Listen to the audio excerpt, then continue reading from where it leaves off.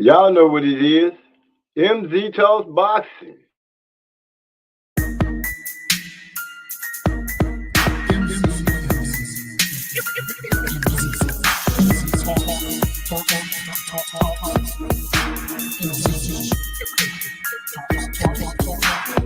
Let me make this abundantly clear.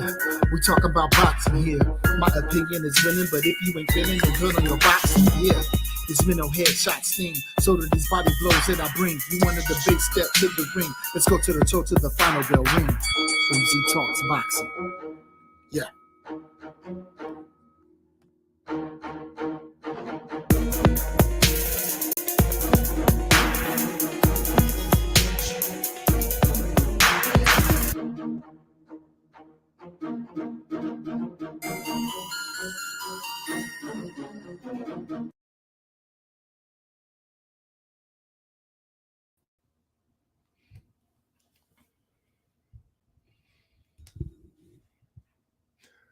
Man, welcome back to another episode of MZ Talks Boxing. And yeah, we running late.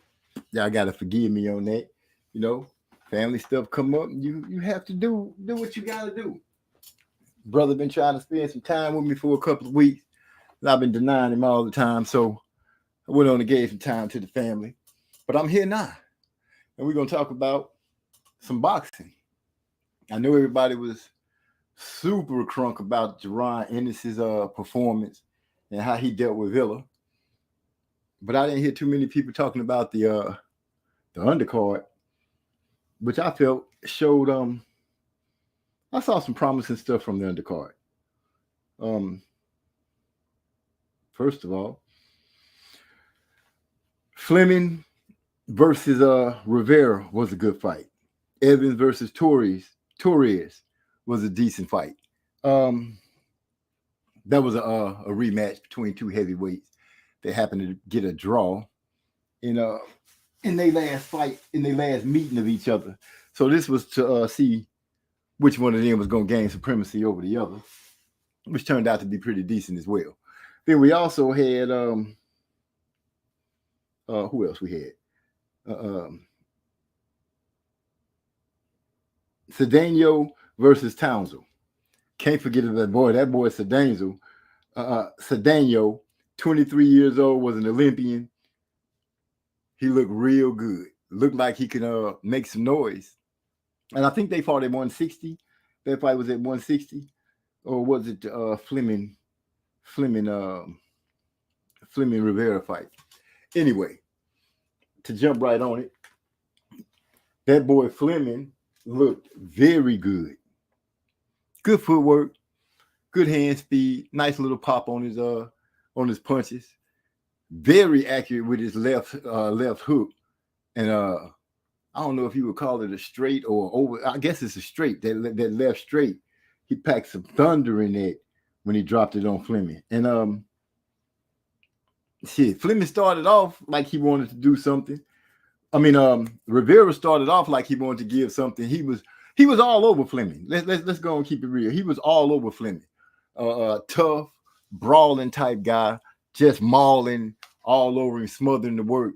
Didn't Fleming sucked all the pop out of his punches by making sure he went to the body early, quick and early in the fight.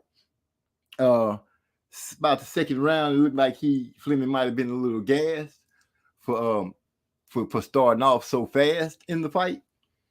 But it seemed to work out, pan out for him quite well. For 1 minute, it looked like he might have been in a little trouble against Rivera. Rivera tried to come on a little strong in the second round. And Fleming looked like, in so many words, looked like he was struggling with the pressure a little bit. But he went back to the corner, got everything straight and squared away, came back out in the third round and earned the stoppage. Can't even complain about that. Earned the stoppage, did what he needed to do.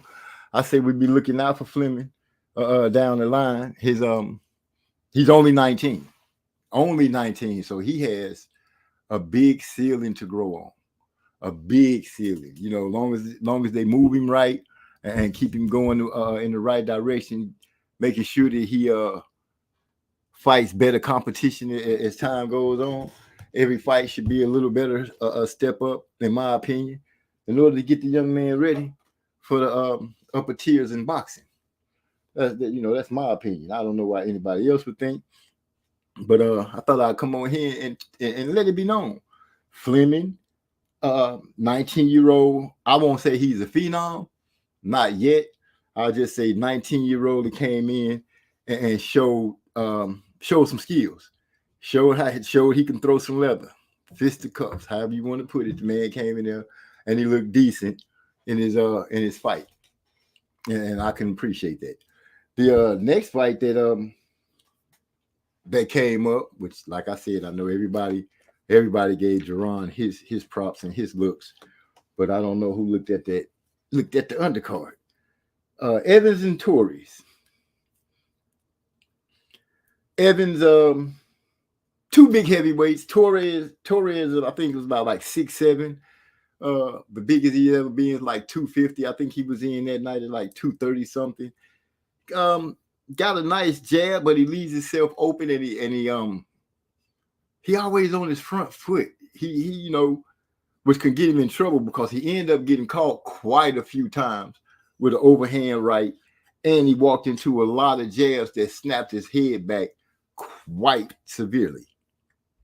Evans was a little older, a little more seasoned boxer, in my opinion, and he just didn't have it to overcome. He made some flashes of so-called brilliance within the fight. He showed that he started off parrying good punches, showing that he could make a person miss,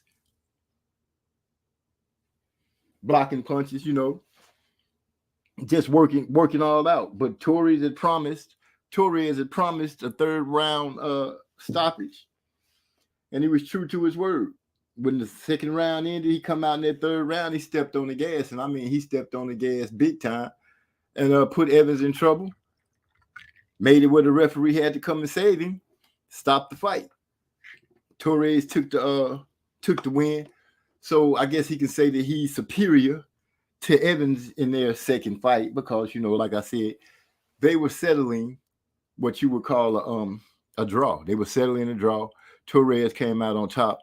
I wouldn't say that he's going to be a big noise maker, but he is one of the names in the heavyweight class right now, depending on how they move him and what he does. He had been out for, I think they said, 10 months maybe. He had been off for a while. Said he had some mental problems and some health issues that he needed to take care of, that he got squared away. And now he's back and he's going to try to make some noise.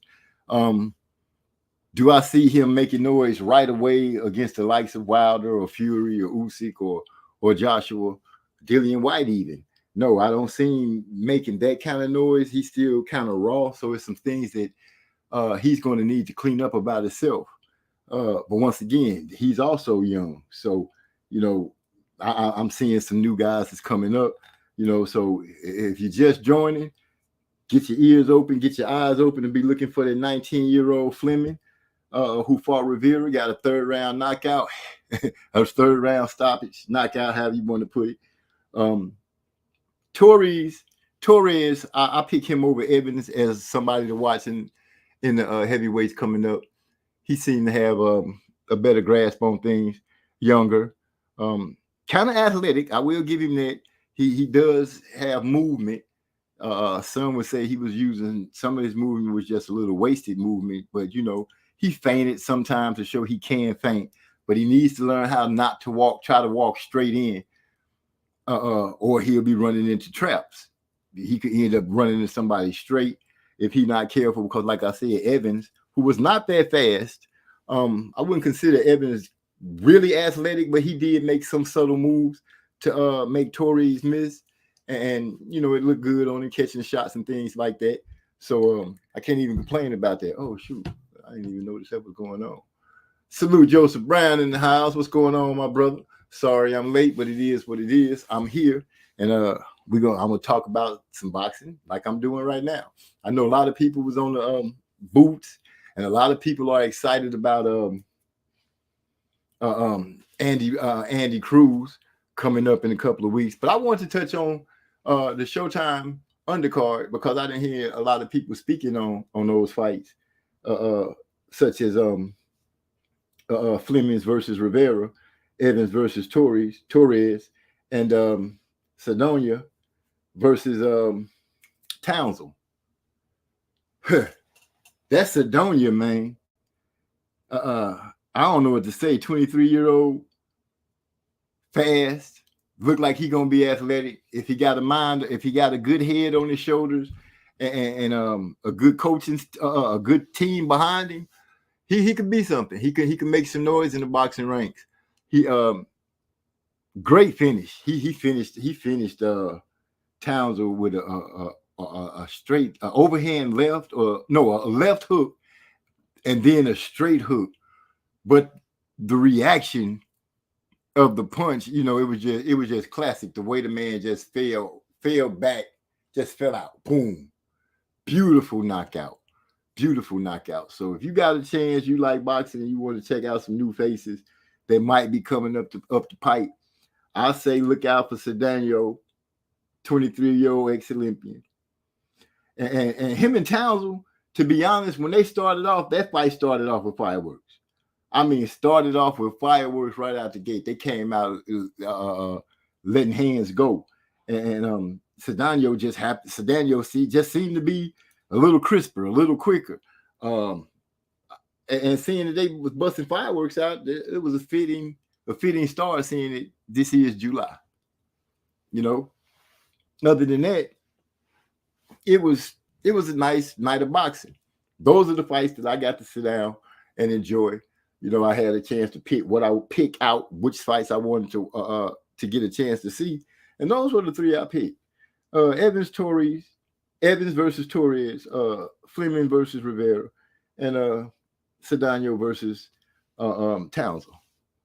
If you saw a fight, saw something that I didn't see, let me know. If you saw those fights, let me know what you think. But I'm telling you, Cedeno, I'm gonna put him in my back pocket. I think he might end up doing something. I don't know what you might think, but I think Cedeno gonna be doing something. Keep an eye out for him. Post it up. Talking about any and everything. I was speaking to, I believe it was Decaying Social Scientist, and we were speaking about guys moving up and down and weight and things like that. And it came across my mind about the Charlo thing. Somebody did mention him gaining weight could affect him, which, yeah. But then I started thinking, what is a true 147 pounder? What is a 154 pounder? When you look at it, you say 147. Well, we're thinking of the max weight, period. But that's the max weight you could be at 147. I guess if you fighting at 140, the max weight you could be is 140. So what, 140 and a quarter truly would be what, 147 pounder?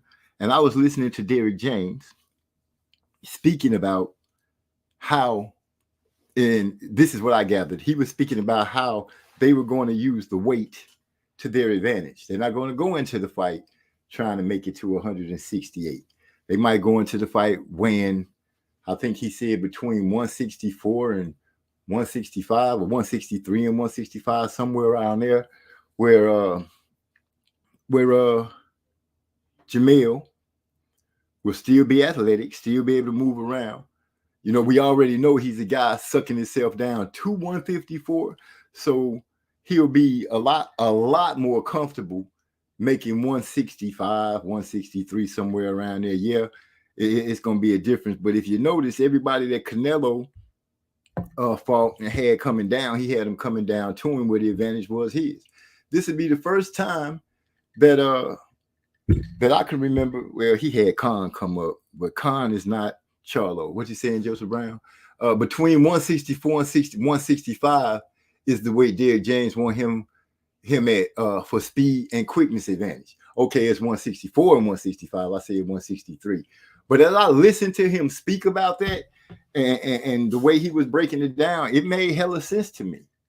And I kind of started looking at it saying, I wonder why a lot of these other guys don't try to take that route. Instead of sucking yourself down so small, I've always felt that the best fighter would be at their own weight class. I mean, closest to their walk around weight for optimal performance.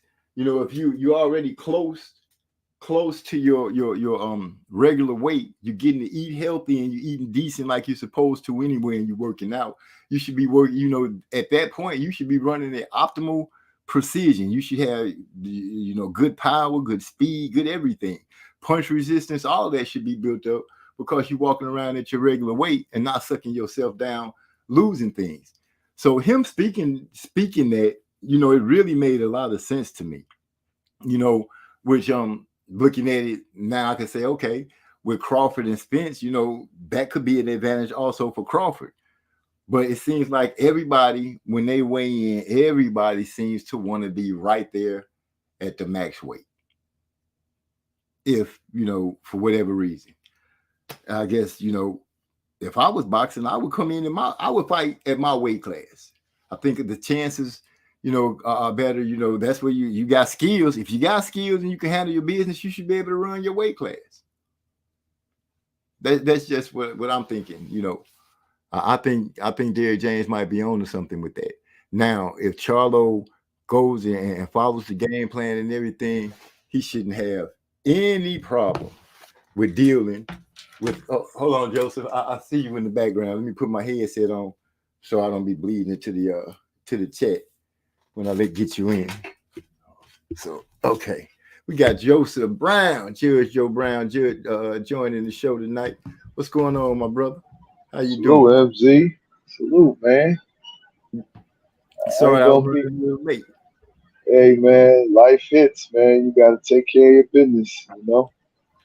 Yeah, I had been promising Obese that I would hang out with him and his family, and I've been flaking out on them for a couple of weeks.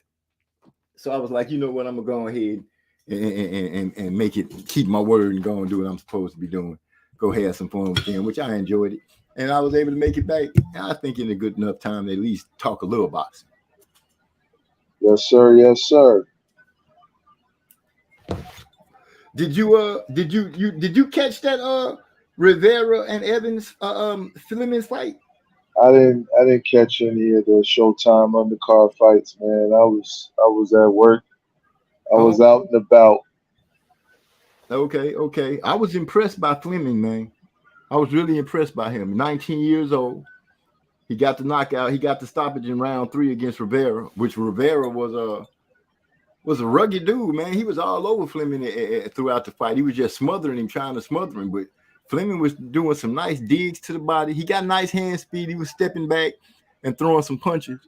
He looked a little like he might have been sucking for some wind in the second round. So I'm thinking that they're gonna have to work on his endurance and really work on his protecting himself when the person is trying to maul him like that. Because I seen him take a few punches that didn't make me comfortable when I saw him take getting hit. Okay. But at 19 years old, you know what I'm saying? I'm thinking I think he got a good ceiling. You know what I'm saying? From what I saw, I think they can really build off of him and get him built up. Can't say where he'll turn out to be, but right now, it looks like they got some rawness that they can mold. Okay. Yeah, I have to check him out. I didn't check it out.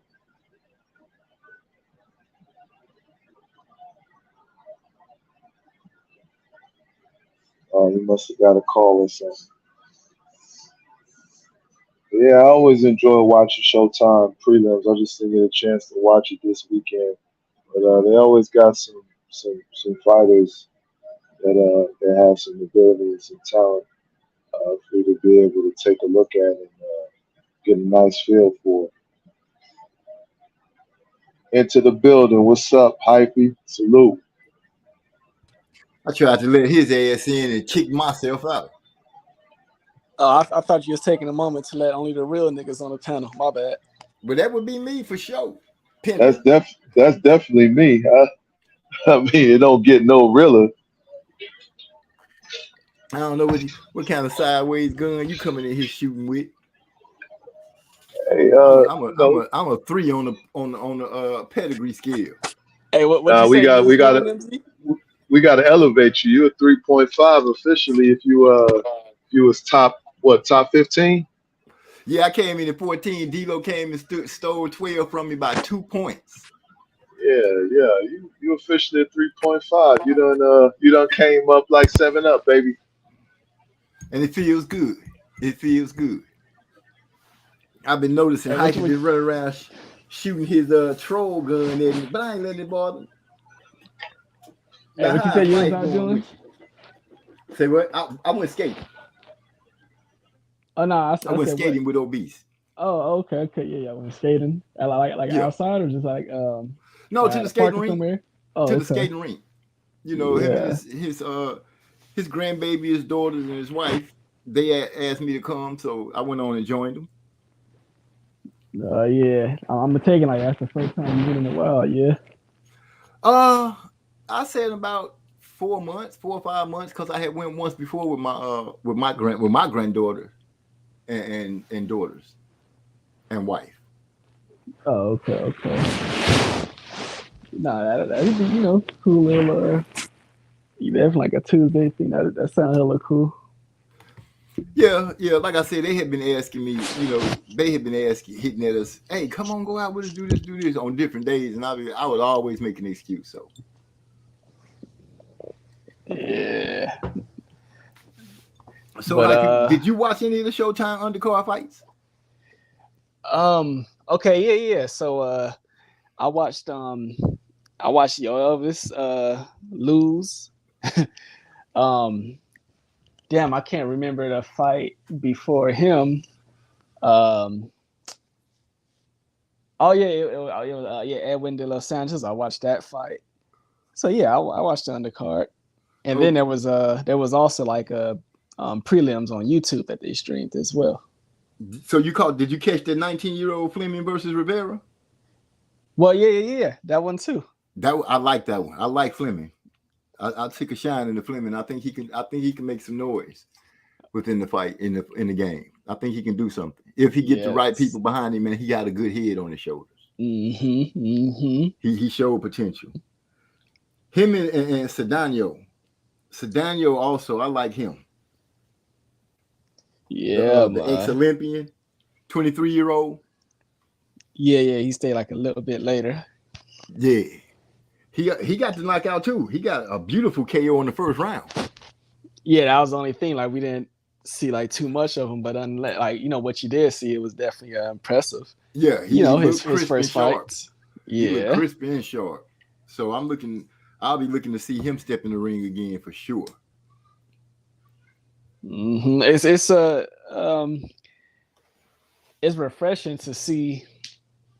Finally, you see we'll just say PBC, they starting to get some young talents, getting guys that are, early on in their career, straight out the Olympics or just, off their amateur careers. They finally starting to build up a roster of young talent, which would be the future.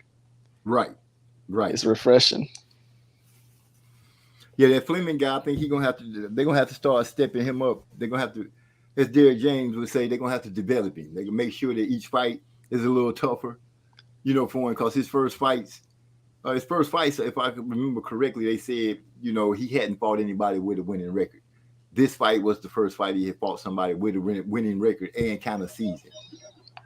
Yeah, I think Derek James said that's the last of the 5 fighters he got. After him, there ain't no more. He out the game. Yeah, I did read that. Are you serious? Yep. I missed that. I really? That's almost like right when you get to start enjoying some steak, the last piece is there. Well, you got to look at it this way, man. That man's deck is full right now. Right. He got 3 fights in 29 days? Bro, that's a gauntlet if I haven't seen. And if he comes out victorious in all these fights, bro, ain't nobody can't dispute this man ain't the best trainer in boxing.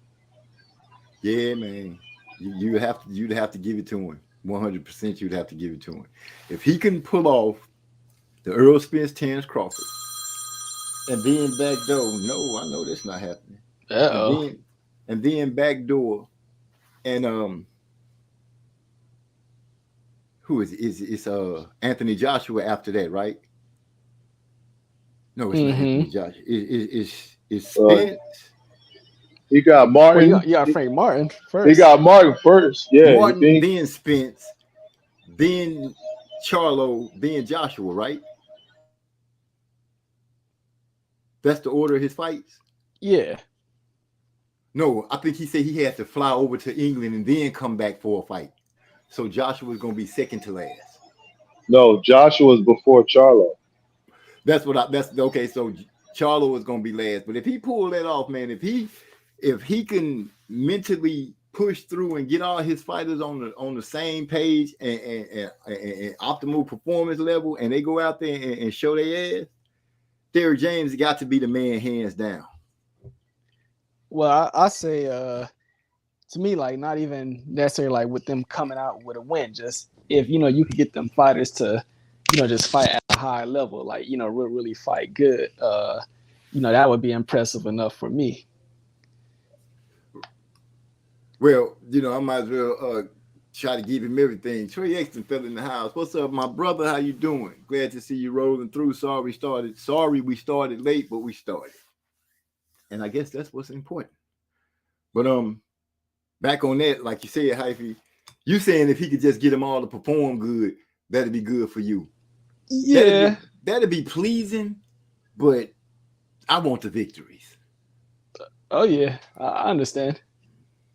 I really want to see him get the victories. Hey, trainer of the year, he'll be getting that on the repeat. Undisputable. Especially how can you not be trainer of the year if you end up with a new undisputed? Is Frank Martin?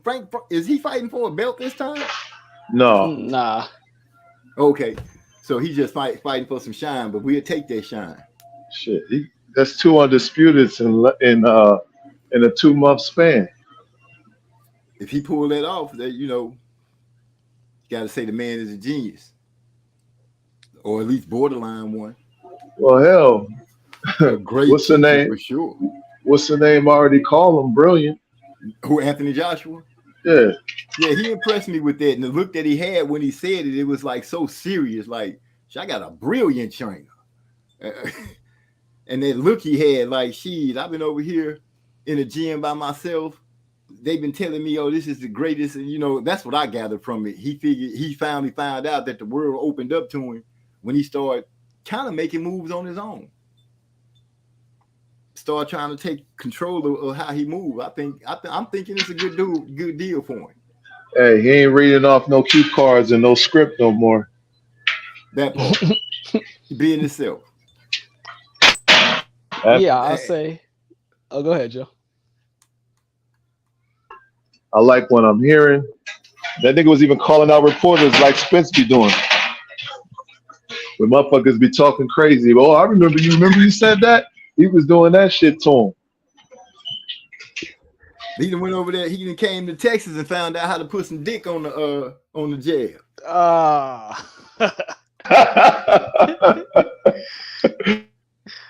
Yeah.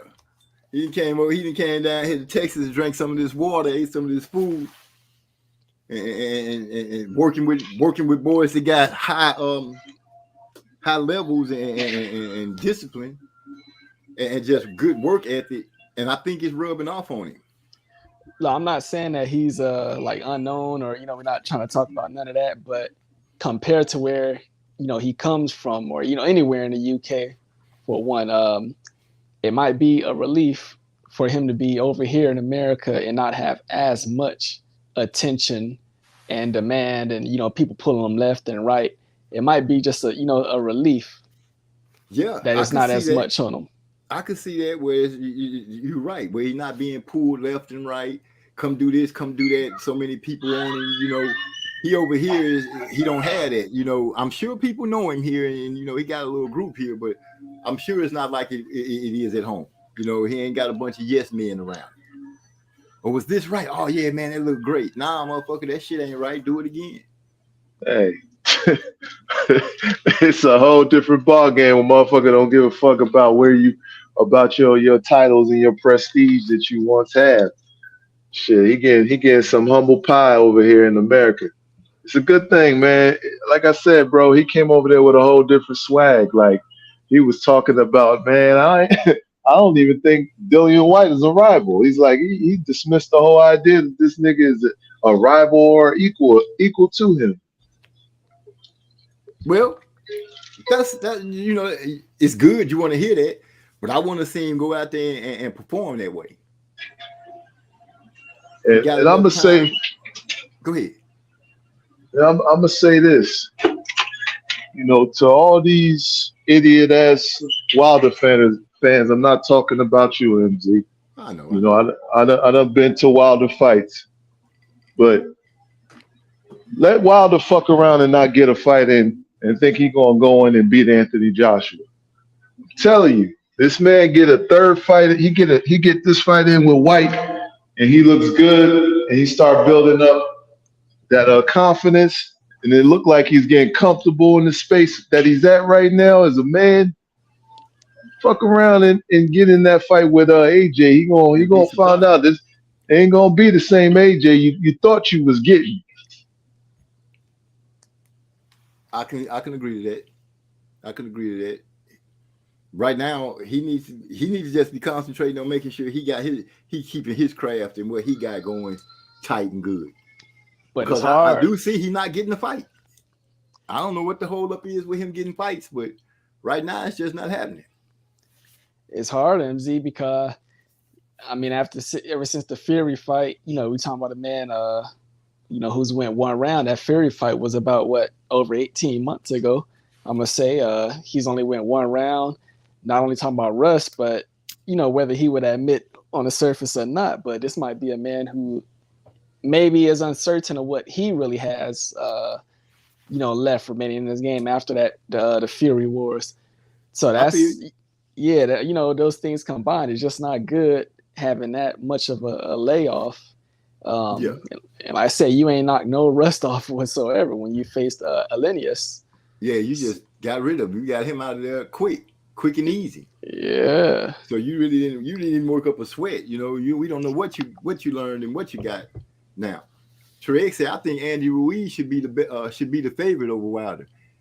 He has better skills, especially on the inside. Yeah, he definitely got skills. I won't take that from him. Andy can box, and on the inside he can't let his hands go. Wilder might have a problem. I haven't seen Wilder really fight good on the inside at all. It's almost not there. You know, that was shown when he fought Fury. His inside game was non-existent against Fury. And that could cause a hell of a problem against, as he said, the little fat man with the short arms. But that little fat man with the short arms don't have a problem with letting his hands go rapidly. So, you know, Wilder would have to deal with that. You know, just taking the time trying to get that one shot. You know, what if he missed and Andy end up right in there on him like he was with Joshua? And catch him with something good that throw him off. Now that's the only other thing that he you know, may have to his advantage. He, you know, if you face a Ruiz, at least you face another guy that's really not active as well. Yeah, but still, you know, like you said, Wilder only got in there after 16 months with Fury. Got a fast knockout. If anything, you would have thought that he would have tried to turn around and get right back in there with somebody just to, you know, to keep it going, keep itself moving. But, you know, we can only look and wait and see what these people do. Making the complaints about what we think they should do this year. They're not listening to us. It's refreshing to hear fighters start calling out. You know, I know people say it's political, but it is refreshing to hear them start questioning these people and asking them what y'all doing with all our money and stuff like that.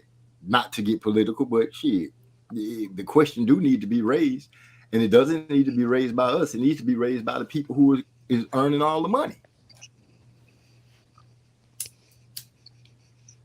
Where you at, Joseph?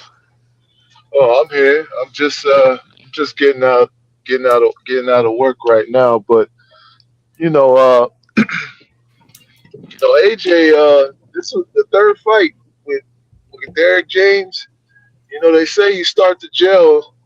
After three fights with your trainer, y'all start to get that cohesiveness, and you start to get more familiar with what he's looking for, and the overall structure of what he's trying to mold you into. So, this is it's gonna be some funny. It's gonna be a funny thing to look up and see a lot of folks who been shitting on Derek James. He ended up being one of the catalysts for AJ taking out Wilder. That's gonna be some funny shit. It's gonna be. I'm gonna be honest. As a Wilder fan and a Derrick James fan, it's gonna be like split down the street for me, because I think for sure that to me James is better than Malik. And like you said, if AJ is picking up half of what we think he should be picking up from Derrick James, he's gonna be a different beast all the way. And like you said, you can notice that he's talking more confident. His swag has changed a little bit, and if he's becoming more confident in his abilities and what he can do, and they in the, he in the gym, we don't know how it's going, but apparently it's going good, because they all saying that. I don't believe they all be singing the same bullshit song if it wasn't so. Hey, and I also want to say this. Shout out to him and Dillian White for breathing some life into the heavyweight division, regardless of how people might feel about them being a little bit long in the tooth, and they may not have the same type of motivation, what may be, but they actually put in the heavyweight division, lock style in the middle of what's going on hot in boxing right now. It's right there in the mix.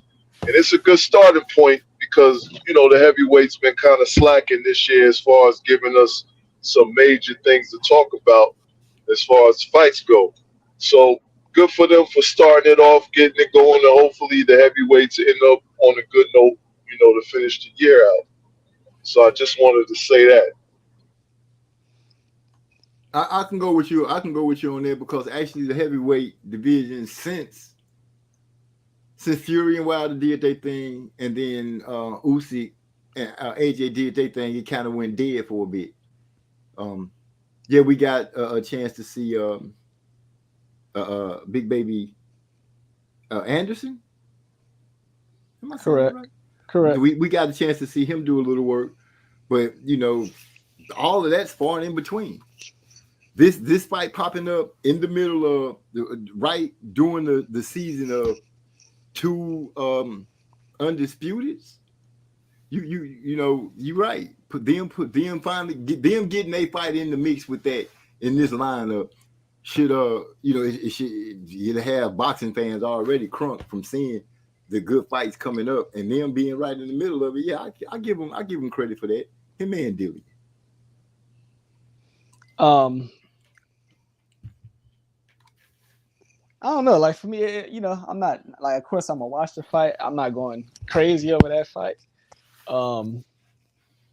But yeah, it's like we were just saying, it's good for him to just stay active, because I'm pretty sure everybody's just looking forward for AJ to win that fight, get Dillian out the way, and hopefully move on to a showdown with either Fury. Well, now we can say Wilder, because Fury's unavailable.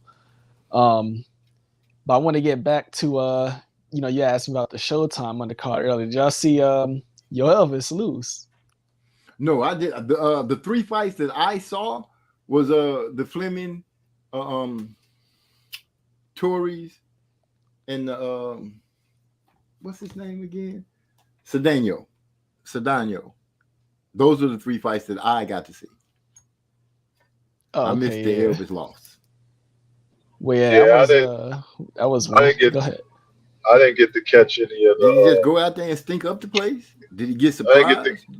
I didn't get to catch any of the Showtime undercard. Underwhelming? I'm gonna more so say I mean, one, Yo Elvis, he had been off. I can't remember last time he fought. I know it was sometime last year, but I'm gonna say with all that, I think he maybe have underestimated his opponent. At the same time, as his opponent, I'm gonna say that dude, he took the fight as if, he was fighting for a championship. And he willed out a fight. He won that fight. I can't remember. I think it was like the second round. He may have dropped Elvis. Just caught him at a right time, flash knockdown, but definitely a legitimate clean knockdown.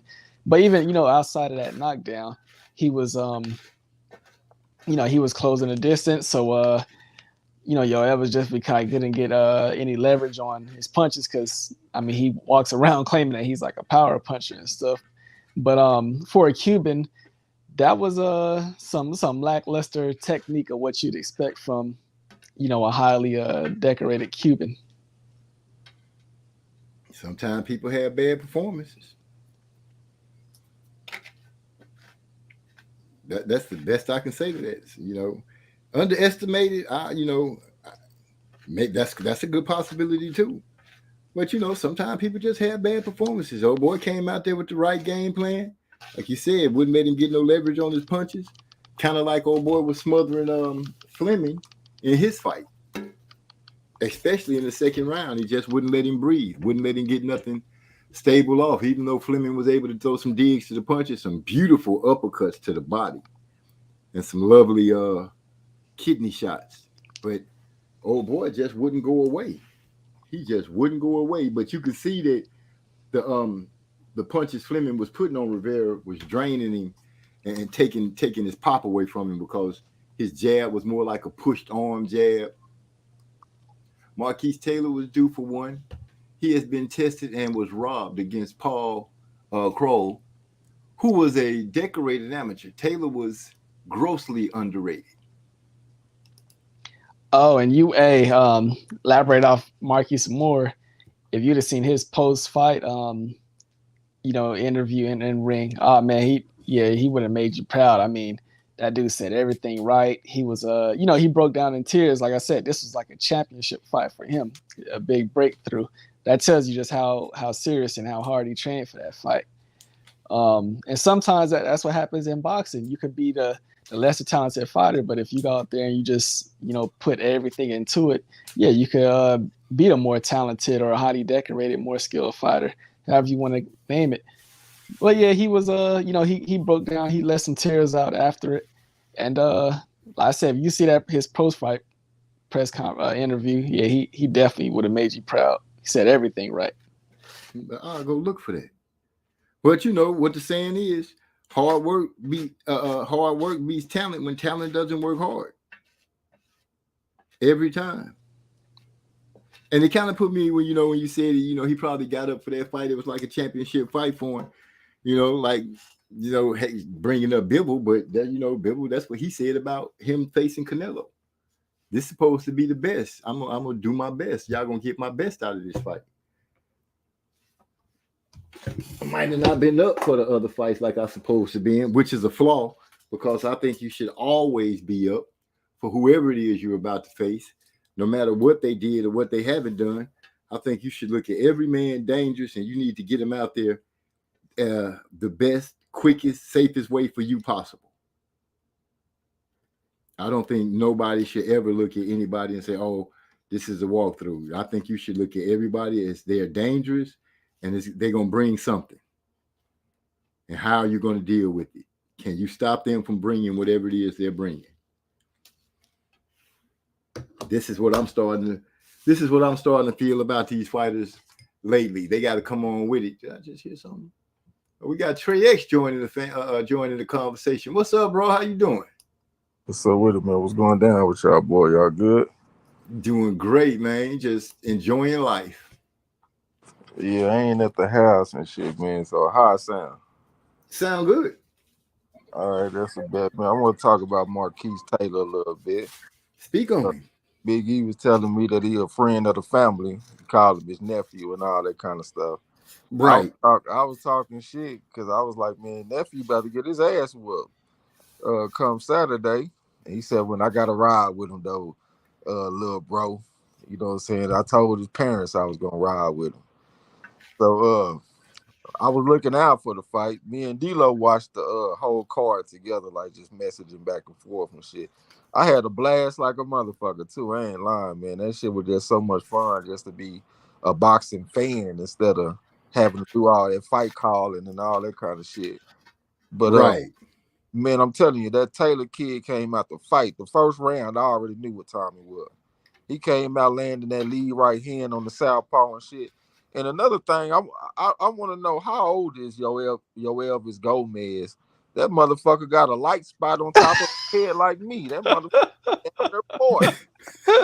I swear that motherfucker like he damn near 40 like me. I That swear. man said a light spot. Yeah, he got a little light spot on top of his head, man. My shit getting kind of thin too. Like I said, I'm damn near 40. But I swear the youngster came out putting hands on his ass from the first round. I hit up OG, Ernest Davis. I was like, look, man, nephew came to fight today. But one thing about this kid, he's like a fucking spider web because his arms are so long, and when he get close to you, he tie you up in a way it's like you get stuck in a web or some shit. But So you can't work. Yeah, you can't work. And then at the same time, he got long arms and he got some height, but he kind of fights short because he like to throw slip jabs. That's where like a short fighter would do like a Mike Tyson or something. They'll throw the jab and kind of slip at the same time so they can get on the inside. That's what he was doing as a tall man. And he was coming back with right hands and just straight down the pike on his ass. Got a knockdown on him. I think it was the second or third round or something like that. Let him know that he ain't come to play. And he don't have a lot of knockouts, but if you look at his opponent's been pretty decent. You know what I'm saying? When you got good opponents, you ain't going to get a bunch of knockouts all the time. Like I said, he was robbed against Paul Crow. Paul Crow was like 123-17 as an amateur and shit. He's a pretty good guy.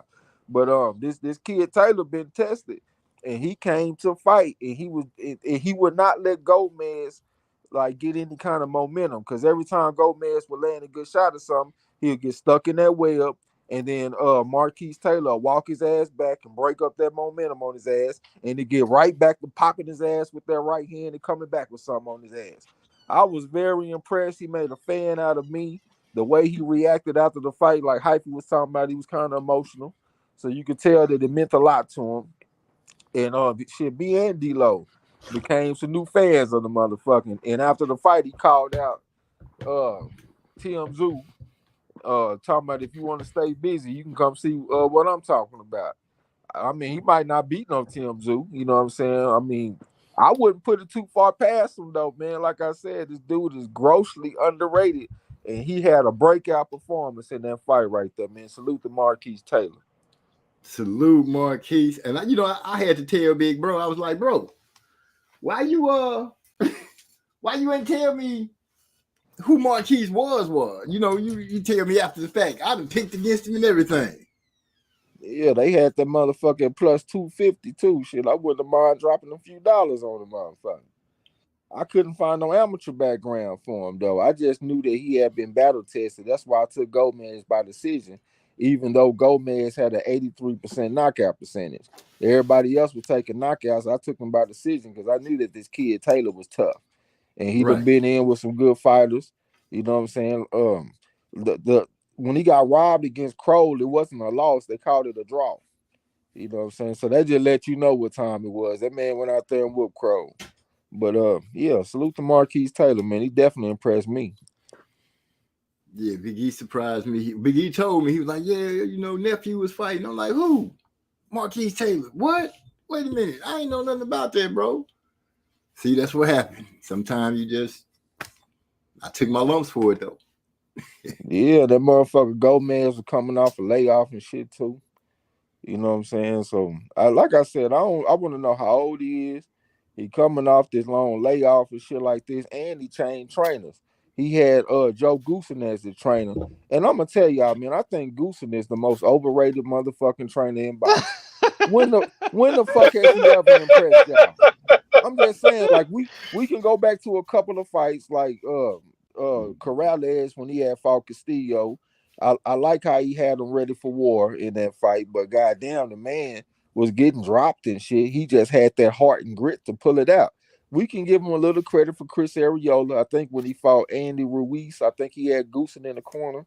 I might be wrong about that, but I think he did. We'll give him a little credit on that, even though Arreola still lost the goddamn fight. But outside of that, when is Joe Goosen impressed y'all to where y'all like, man, this motherfucker Goosen one of the best trainers in the game? I think fighters need to quit going over there fucking with that man, man. That man ain't got shit. I'm gonna be honest. I've never been impressed by him, and I became even less inclined to pay attention to him when I listened to him argue with Lennox Lewis about boxing. And I'm like, Lennox literally was in the ring fighting, and you know, this man is telling us what he's seeing. You are sitting here telling him he's not seeing that. And I couldn't understand that for the life of me. Yeah. So yeah, I don't fuck with Goosen. Yeah, I don't like Goosen, man. So that was just kind of like a Josh Taylor type of situation where you got the southpaw coming off the long layoff and the motherfucker got a new trainer. So we done had 2 times where this done happened recently and both the motherfuckers lost.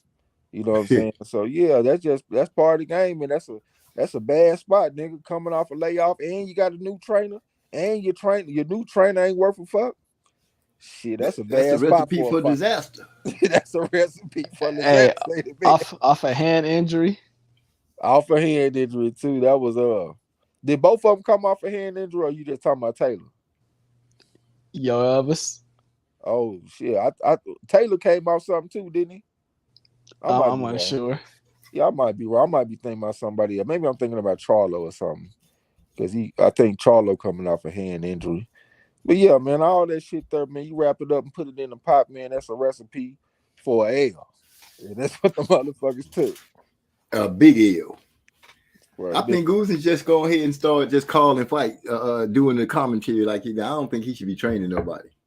Shit, I don't even like the commentary. Shit, I don't even like. I was about to say the same thing. I don't care for him talking on the mic either.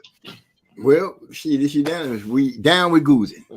Yeah, right, down with Goosen. That means every time he called a fight, just turn the sound off, mute.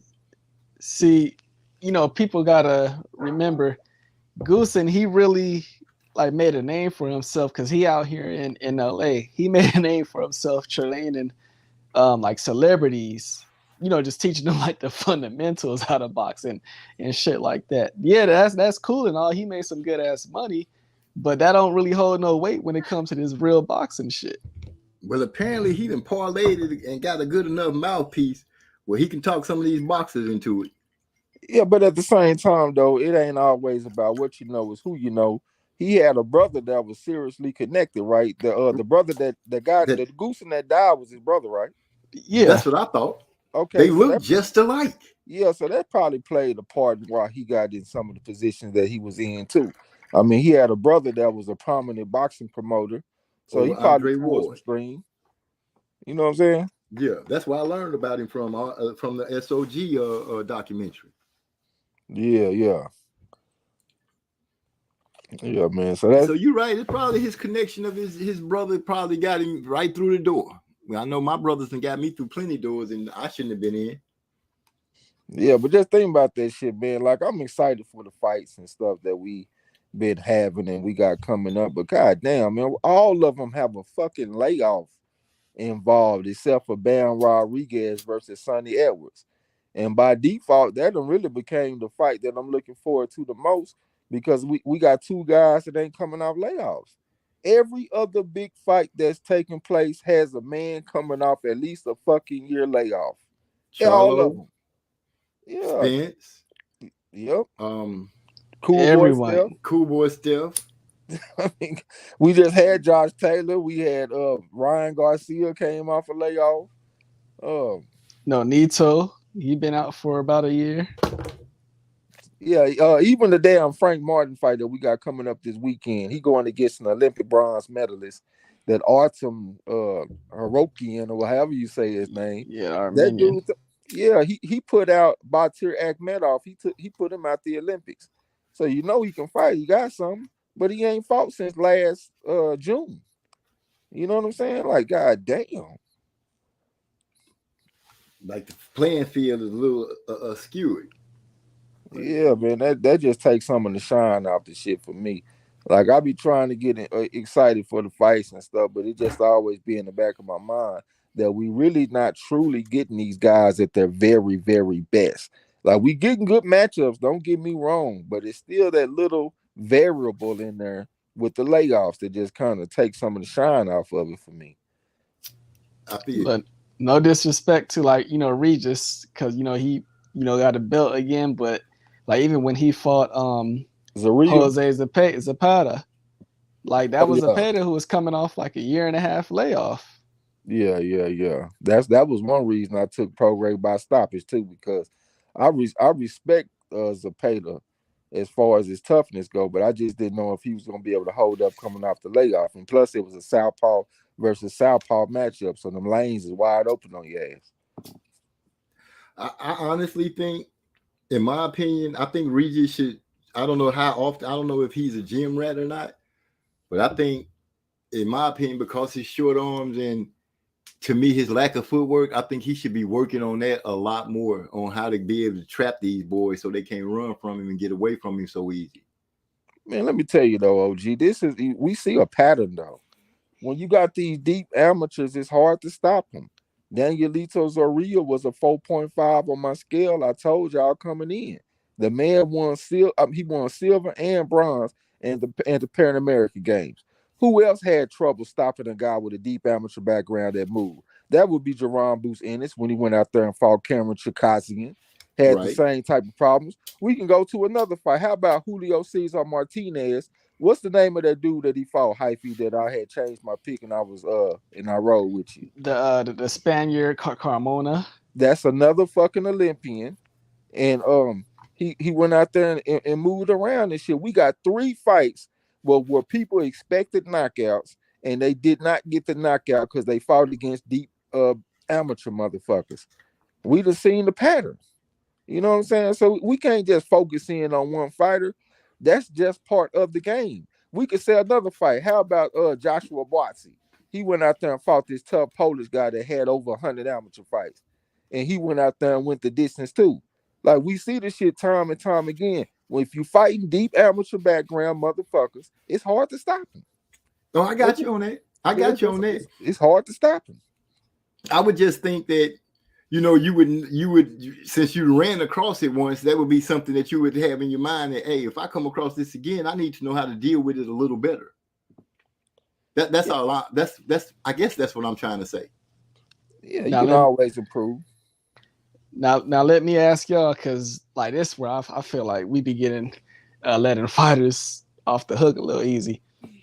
Even if you wasn't expecting a guy to, you know, move around so much.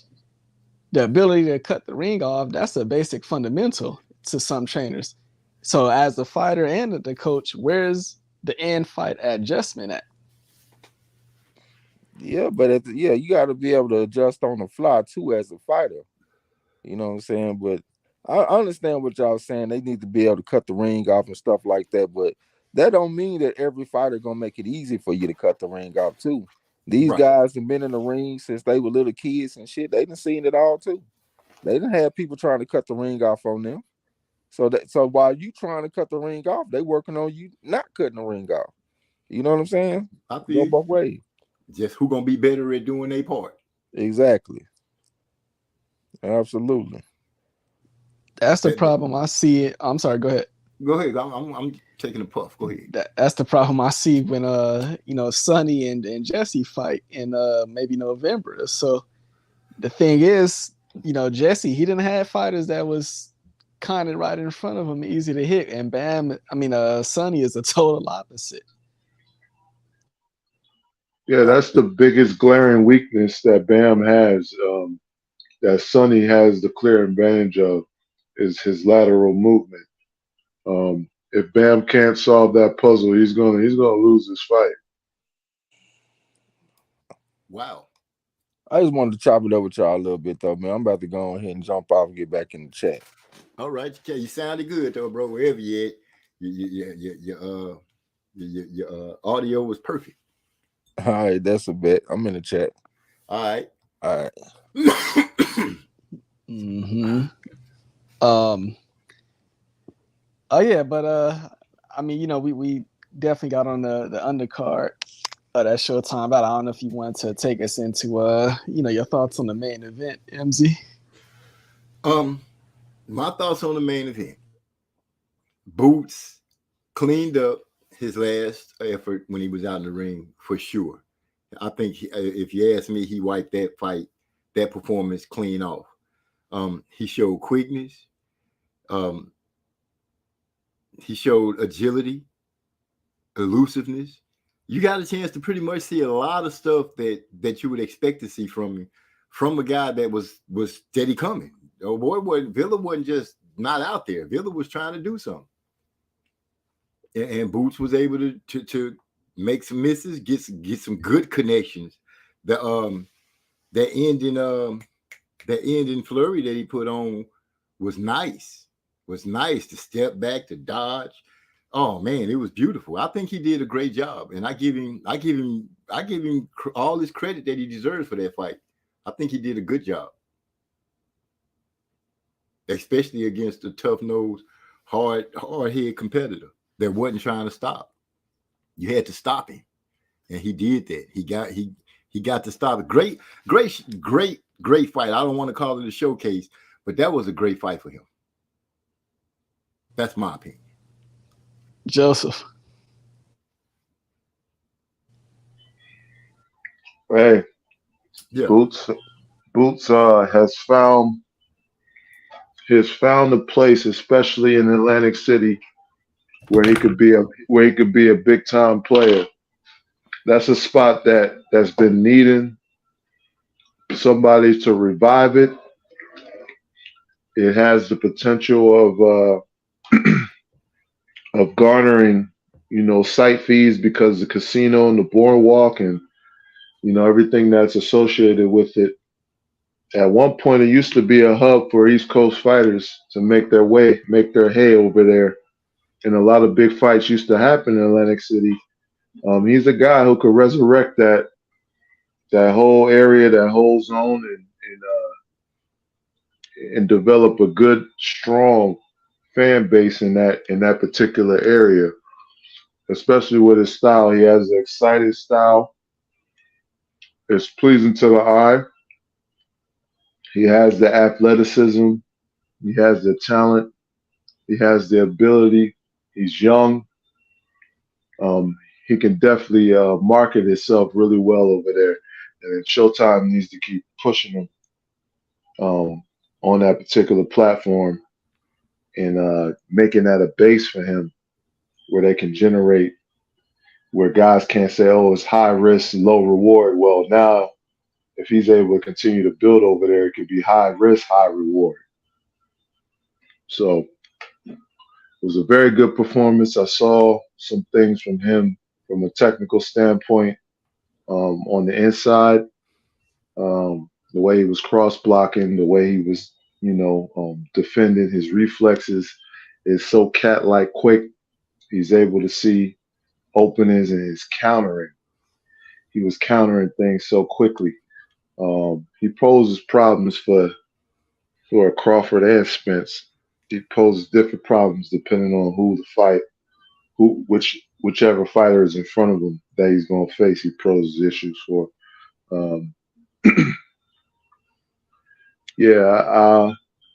I would like to see him in there with Stanionis next. But I wouldn't be mad if Stanionis wanted to get another fight in. But yeah, he's definitely right there, man, with Virgil out of the mix. It's him and Stanionis right now at 47. That's the next wave. Yeah, because we don't know what's going on with Virgil. Man, yeah, that's a whole that's a bag we can open up in a minute too.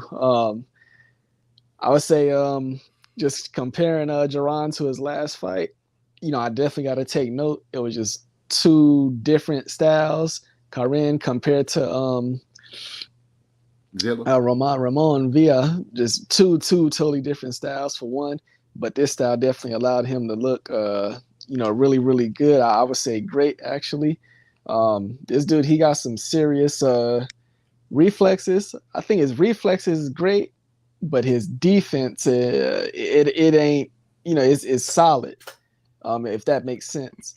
He relies on I think he relies on athleticism a lot with his defense.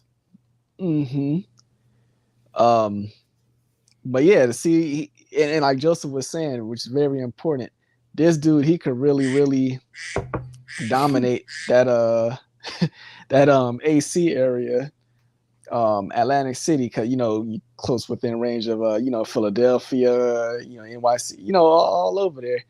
And he could definitely they just continue to build him up. He could definitely become a big ticket seller in that area. You got to keep him fighting at a nice pace. Like at the rate he's going, he could definitely fight 3 times a year. Now we don't need to wait till way in November. Get this dude back in another fight. Let the people get a chance to get their eyes on him enough so they could be like, oh, he's the deal. He got the goods. Yeah, and this dude, we always hear he's just constantly in the gym anyways. Get that dude a fight. So they definitely got a ticket seller in their hands. They just gotta properly manage them, right? Handle them. And if I was Showtime, I would be putting a lot of priority in him. Once again, this is your future. And it's something I heard over recently, the difference between Jaron and Javante. Jaron, he's actually out of jail. He's not getting in trouble and stuff. That's somebody that you can really get behind and rely on. Yeah, right. He can overtake Tank in that area if they keep marketing him right and keep his ass busy. That's the key. And the thing is, the kid wants to fight. He's actually not happy that he's not fighting as much as he would like. So you got a guy who's in the gym who wants to fight. He wants to be active. Get him in the ring. Keep him active. Yeah.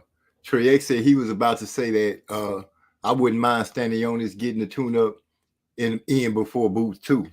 So he agreed with you on that one. Stanionis, that boy Virgil messed up the fight. Yeah, he definitely you know what? Right now, Stanionis, I would probably tell him just go maybe relax a month, come back, definitely bring him a soft touch, because this dude, you don't want him to go into any fight overtrained. And y'all got to understand, this dude, he been training ever since. He said he been training ever since like July of last year and had no fight. So it's definitely possible he could be overtrained. Secondly, the mental aspect of it. You've been looking forward to this big fight. And it got snatched away. Yeah, I know at one time, he definitely felt that he was the backup plan for Earl. Okay, yeah, you didn't get that fight, but he definitely had another big fight on the horizon. So you didn't been let down twice. So it's like to go from that to, let's just say, okay, well, now we want you to fight Kyle Velasquez. You can't get up for a fight against Kavaliauskas, but that's an opponent that could definitely put you on your ass.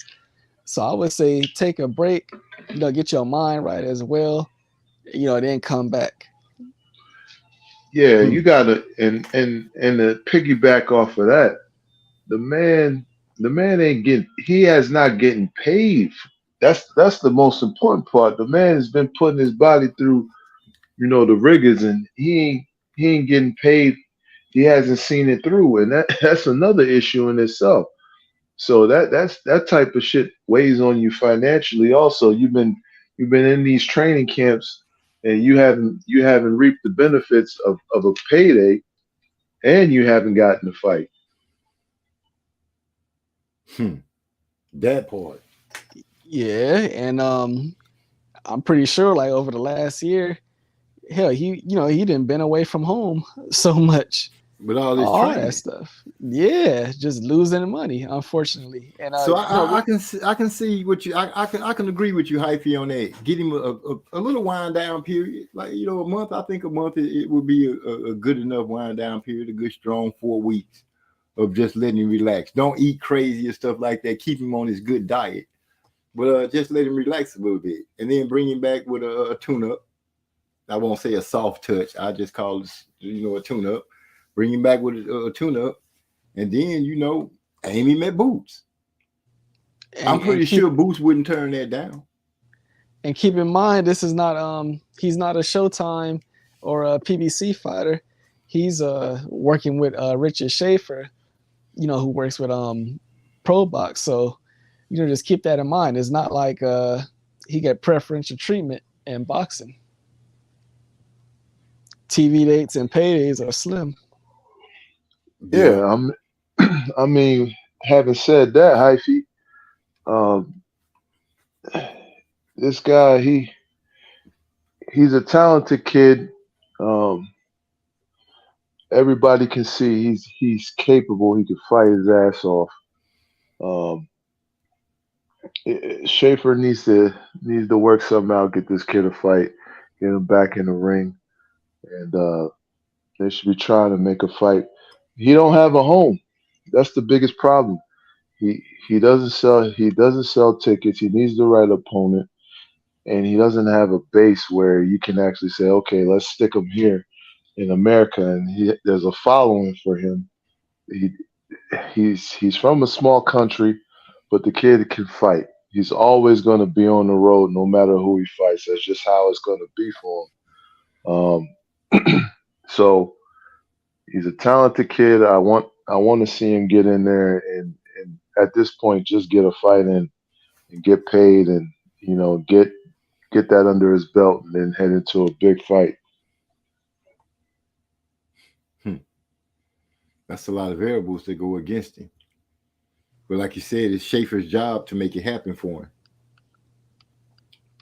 Yeah, if not, unfortunately, due to him having the lack of the right team behind him, I could see his career unfortunately going a path of like a Mean Machine or like a Victor Postal, where it's basically you was never you never got the fair treatment because you always came in as the B side, in every aspect of it. And that dude, he's too good of a fighter to, one, we ain't seen him fight in about 15 months or so. Too good of a fighter for that. And he's been patient and hanging around waiting for certain fights that at the 11th hour get snatched away. Well, I never saw the Earl Spence fight happening because I just never saw that fight happening. I really think that any of the young talent, I really believe they can just go ahead and not call Earl Spence or Terrence Crawford. I don't think those fights are going to happen for them. Yep, get him a fight. Get him and Boots lined up in Atlantic City. That could be a big time fight.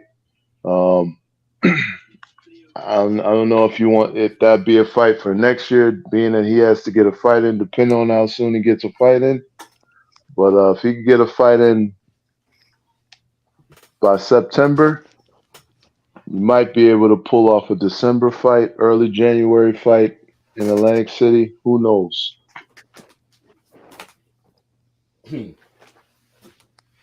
Yeah, they might as well start building themselves up to fight for vacant belts. I'm thinking, because if the guys stay true to themselves or what they said, I'm not for sure about Crawford. I don't know if he wants to get bigger and go to 154 for real, but I'm pretty sure Spence is going to leave 147. Well, as it stands right now, both of those guys wouldn't even fight for a vacant because they would get elevated. Oh yeah. So then they will become champions, and I guess they'll go on their roads to start becoming unified and undisputed on their own accords. That's the best scenario. That's the most believable scenario I see, is them ending up with the belts without fighting either of those two champions, and plowing the road for undisputed on their own. Because Spence and Crawford, I don't see them. They plowed the road already. Not to cut you off, they plowed the road already for themselves, and I just don't see them taking those risks fighting one of those young talents when they already sitting at the table with everything. Yeah, once you got those interim titles, you're already once that belt gets relinquished in any way, you're gonna pick that belt up. So I know it's not the way you want to become champ, but in this scenario, it's probably going to be the only way you're going to become champ. And also, I'm just looking at the schedule right now. Even this weekend, 2 fights that we really interested in. You got 2 of the fighters that's coming off long layoffs. Lenata Tell, she's fighting Alicia Baumgardner, but she been out of the ring for like a year also. And like I said, Nonito Donaire, he been out of the ring for like a year, coming off a knockout loss. Because he fought Inoue, right? Yes.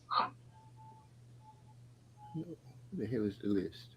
So I can see the fights that you're talking about.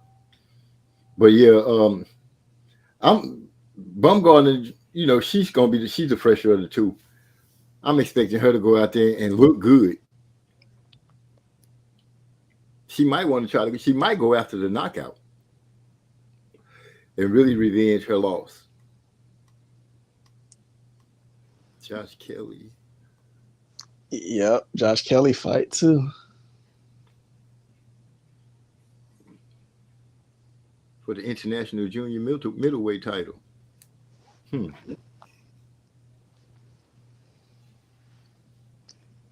Kristen, they fighting on the zone. Damn. Somebody gonna have.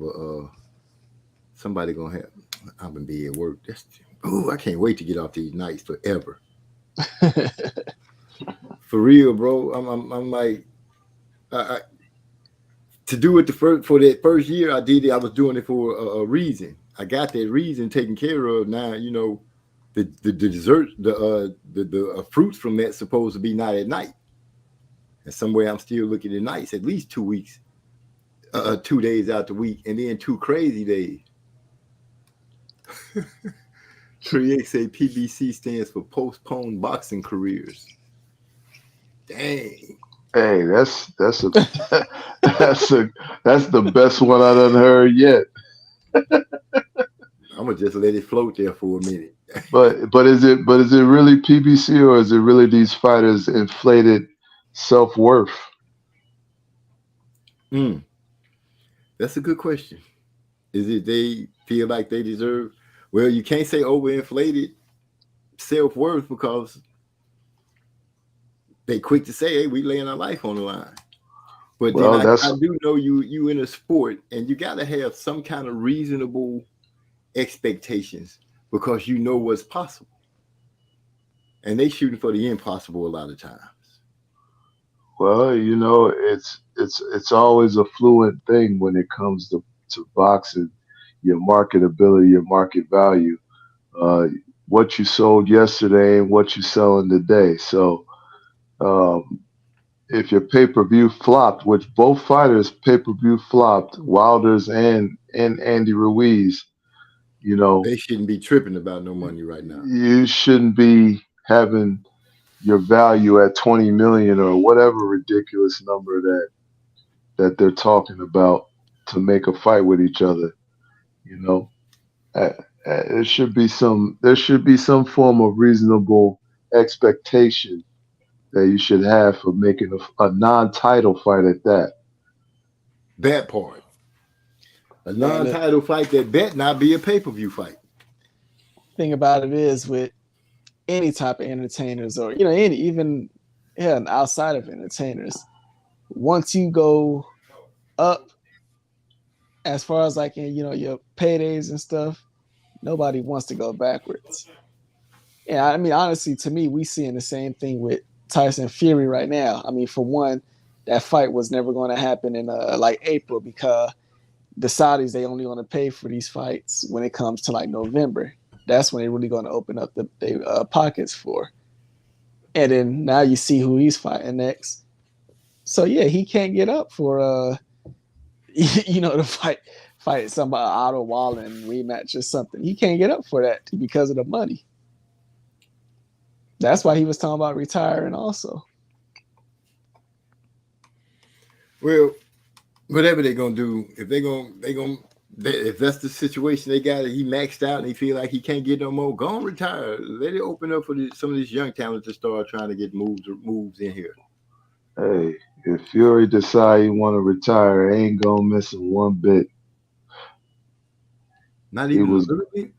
he was good for what he was good for when he lasted. I ain't tripping on nothing as far as him. You know, he's been he plays too many games for you to even try to get behind this dude for any length of period. He wears you out after a while, man. It's like he's like that annoying. He's like that little brother who's fucking. He just constantly annoys you. At some point, you just had enough. It's like, all right, nigga, you want to leave? Bye. All right, go. I can say he was entertaining and he served his purpose for the time he was here. He gave us 3 good fights with Wilder. It's nothing else really that, like you said, he made a grip with Wilder. Yeah, go on, get out the way. I mean, he's doing what he's supposed to do, as far as I see. If they willing to pay him ridiculous amount of money to fight an MMA fighter, hey, it ain't no different from Mayweather. Making easy money. Go get it. If they gonna get it, go get it. Gonna give it to you. Go. Ain't no use of motherfuckers getting mad about it. I mean, at the end of the day, y'all have Wilder to blame for all of this. If it come down to it. Because if Wilder would have took care of business, you wouldn't have to worry about nobody like Fury coming in and running it the way he running it. On the cool, if Wilder had just left his ass where he was in the first place, we wouldn't have to worry. He should have just left his ass where he was, wallowing in his self-pity and whatever. But now you had to go and call him out. Make him come back to the boxing ring, and then you didn't do what you promised us. And that was to get rid of the big snowman. Just didn't do it. Man, so looking across at the other network, you had other fights going on the Zone. Y'all catch any of those? I don't have the Zone, so I'm not gonna even lie. When the Zone first came out, I got it for a hot second, then let it go. You know what fight I'm hitting at, Hyphy? That was the best and most competitive fight of the weekend. Was Esparza versus Gabriella. And we kept we was telling people for weeks before that, and that shit lived up to the expectations. It did not disappoint one bit. I mean, MZ, from the moment the bell rang, the Zone cameras couldn't even keep up with these girls going straight at each other. Like, this shit was crazy. And I know Duquesne, that was a fight that he was looking for the longest. That's all he was talking about over everybody. And if I can get a chance to get the replay or something like that, I'm going to watch it. I'm gonna figure out how to start getting the replays and start recording stuff to my DVD, because I can't keep missing stuff like this. Man, it's motion right now. Yeah, it's on there. On what? Daily Motion, the app. You could go back and watch any fight you want to see on Daily Motion. You just put the name in. You should be able to put it in the fight, and it'll pop right up for you to watch it in its whole entirety. But yeah, man, it was Esparza's quality effective boxing and Gabriella's constant pressure and volume. Neither girl wanted to give up ground. Gabriella displayed a lot of good boxing movement, using angles, utilizing the jab, counter punching, hitting her with the right hands, and it was just Gabriella's volume kept her in the fight, occasionally landing, her right hands and hooks to the body. But I felt like if Gabriella would have started off trying to break her down to the body, Esparza, if she would have started off trying to, come in with an effective body attack like she was during the middle of the fight, she would have had more success trying to slow her down and keeping her off of her. But it was those rounds were so close, MZ. It was really hard to because you would have the beginning of the round. Gabriella would start off, and she had the momentum in the beginning of the round, but then Esparza would slowly, come back during the middle of the round and take over the end of the round. So you had a lot of rounds like that, which made it hard to score. Wow. So I just went to the daily motion right now, and you could just put the name in of the fight, and there it is. Okay, versus Gabriel, what's the name? Versus whoever. I'm telling you that fight was, boy, that fight was banging. Shit, I'm gonna watch it again with you. Shit, I mean every like How long every y'all round. been knowing about this, man? Hey, even on here, Decane, all of us, we didn't talk about this fight for like. No, I'm talking about the daily motion thing. Oh shit, forever. Yeah, it's been that's been around for a long. This is the first time I've ever heard y'all say it. Yeah. Damn it. But yeah, man, this and this is what gets me so excited about female boxing, because you can really see they pay so much attention to detail as far as their fundamentals, their technique, their skill set. You see it, you see the defensive responsibility. You see the inside work. You see the counter punching. A lot of the things that the males take for granted, the women utilize. They're not lazy at all when it boils down to it, and they utilize all the tools in the tool bag, and you get to see it on full display. And they come to fight, man. And it's a shame that a lot of these other boxing channels and content creators, they just don't understand what they're missing in women's boxing, man. And shout out to the GWOAT for winning the ESPY award, huh? Yeah, I'm surprised you were slow on that, MZ. Man, shoot. No, I ain't slow on it. I'm like, I'm still taken aback. Like, wow, she got it. She gonna really talk some shit now. She really finna let it be known. Y'all bitches can't tell me nothing. So I'm that was happy for her. Yeah, that was a monumental moment for women's boxing. Hopefully it'll make a lot more people pay attention to it. And I feel like, way too many people who call themselves boxing fans are so dismissive of women's boxing. And they're giving us some of the best fights in the sport. Yeah, they are. Man, this was a top tier fight. It's unfortunate, some people like didn't even see it, but didn't even, don't even know about it, didn't even watch it. This was scheduled to be the not even a co-main event. It was supposed to be under the Schofield fight. I don't know how the hell this fight ended up under the Schofield. That sorry ass fight. We cook his ass in a minute too. Yeah, that's the crazy part. That's the crazy part, Hyphy. It's like the fights that the zone is supposed to put at the forefront. This one they wanted to tuck underneath, and it's like, no, this is the fights that you need to be pushing to the main top of the card.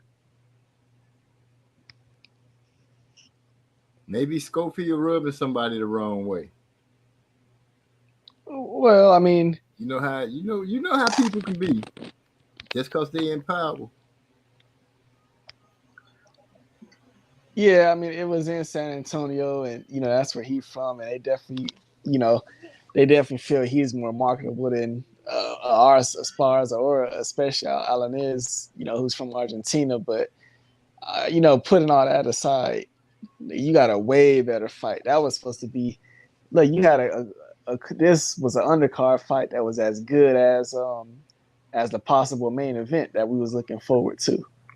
Hey, it stole the show. Sometimes the fights that you put on the back burner or it's not highly, presented on the card, they can end up stealing the show. But this one definitely deserved to be up there. And like Hyphy said, it lived up to the moniker. I wasn't disappointed at all. Matter of fact, it made me want to see 3-minute rounds. I mean, they need to go ahead and make women fighting 3-minute rounds. I mean, they have no problem with doing that in women's MMA. Their rounds are 5 rounds, just like the men. Make them 3-minute rounds. These women, they're in condition to do it. I wouldn't mind seeing them go 3. Because I see, like you said, you see the skill. You see them use pretty much everything you want to see a boxer use. You just don't get to see them use it a lot because by the time they start getting warmed up, the damn round is halfway over. Yeah, So see, that's what. Oh, go I'm ahead. sorry. Go ahead. No, go ahead. They was okay. It's like this fight is as if Alanir, she was fighting as if she understood that. Like it wasn't no time to, let me warm up into the first 2 rounds. Like nah, they was looking at like nigga every second of every round mattered. Alanir, she was fighting as if she knew she had to take the fight to Marlon and from her. That's what made this fight real good. The only thing it was a fast pace. Like you really had to keep up. You had to be focused on this type of fight. Bruh. This ain't the type of fight where you could like hit the blunt on the ashtray and text him. Nah, this wasn't it, boy. Hey, the camera couldn't even keep up, man. That should let you know.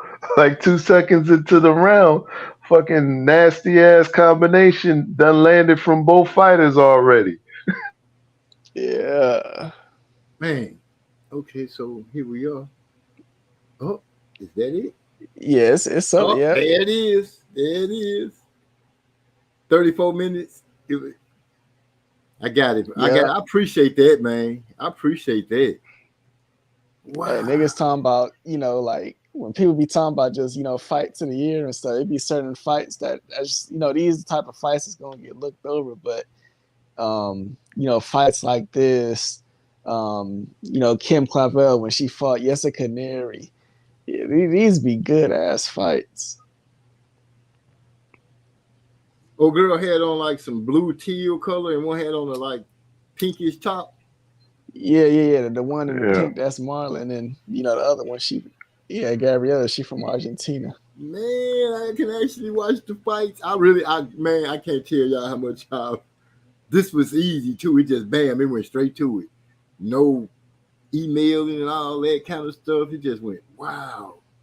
And it's clear. It's a beautiful picture. Yeah, no, fake YouTube channels trying to get their views up, fake videos and stuff. She came out with an overhand right out the gate. Oh my goodness. I can't believe I missed this. Oh, nice one too. She's sticking it jet. Now I'm sorry. Let me get back to y'all. I can't let myself get lost on this. Oh God. Hey, now I know I can go. I know I can put any name and I can go watch any fight. I'm gonna be with y'all now. It's a different level compared to that Ramla Ali shit you used to. Hey. Don't do Ramla, homeboy. Don't do Ramla. Eesh. Don't do Ramla. She got knocked out. She regrouping right now. She gonna come back. Ooh, that was a good straight to the jaw. I mean, called it good. And she ate that bitch. I can imagine Trey X called in this fight. Yeah, ooh, nice combination. 1, 2, 3, 4. Oh, he probably glad he didn't have to call it because he's been sucking for air. Yeah, you can sit back and enjoy this one. Bruh, man, he'd be sweating like a motherfucker, like he was in that motherfucker getting busy. That girl Gabriel got some nice. She got some nice hooks. She got caught with that one. Oh man, I know what I'm finna be doing for a couple of hours tonight. I'm finna overdose on this man. I greatly appreciate it. Yeah, you might as well just bookmark that. Oh shoot, I got it in my I went to the app store and put it in my phone. You know, I got the app. I don't have to bookmark it. I know now. I go to videos, put the name in, bam, it'll pop up. They going hard. Hey, just think, MZ, you could have possibly went to this fight. It was here? Yep. Where at? It was in San Antonio. Yeah, it was in San Antonio. No, but hold on, I can't make it get big again. What the hell is happening here? Well, I just started the joke. At what venue is what I'm saying? Because I'm going to tell you now, San Antonio didn't put nothing up about the fight. Nothing. Well, it's another app I told you about. It's called Showtime, right? No, you didn't tell me about that one? You can download that app. It should be able to tell you what upcoming fights, where it is, how to get tickets, and all that. Okay, let me go into my app store right now. Showtime? Did you say Showtime? Yeah, I'll have to send it to you because I forget the actual name. It might be Boxing Showtimes or something like that. No problem.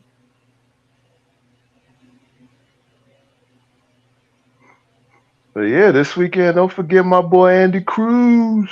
Yeah, man, we gonna see what Cruz do. Keyshawn Daddy, aka his nemesis. How many times again he lost to this man? Before we get on that, we're gonna transition to it because the main event was at fucking Schofield. That nigga needs some work. This starting to be the fighter I hate the most because this nigga, he talked so much shit compared to what he put down in the ring. This nigga get on my nerves. He ain't all that good. But you know, he just another one where him and his daddy like to come on certain a YouTube channel and talk like they the greatest to ever come out of boxing and shit. This little nigga ain't nothing. They ain't ready for no Keyshawn. This nigga not even improving. That was going to be my question. You don't see any improvement in him? Nah, this nigga not getting better, man. So you trying to say Rick Glacier was capping on Twitter about him and his performance? Man. that nigga's an undercover golden boy working. Not Rick Glacier. Not Rick Glacier. He's a golden boy groupie. Is that what you're trying to say? You saying he compromised? No, Hyphy, that cannot be true. You swear by Rick Glacier, man. Hey, Hyphy's not respecting, Rick's 40 plus years in the game, and not to mention, you sound like one of those dumb idiots that he argues with online to help him get his wife a new Mercedes Benz. Hyphy, that's what you sound like right now. Yeah. Don't tell me he said some shit like that.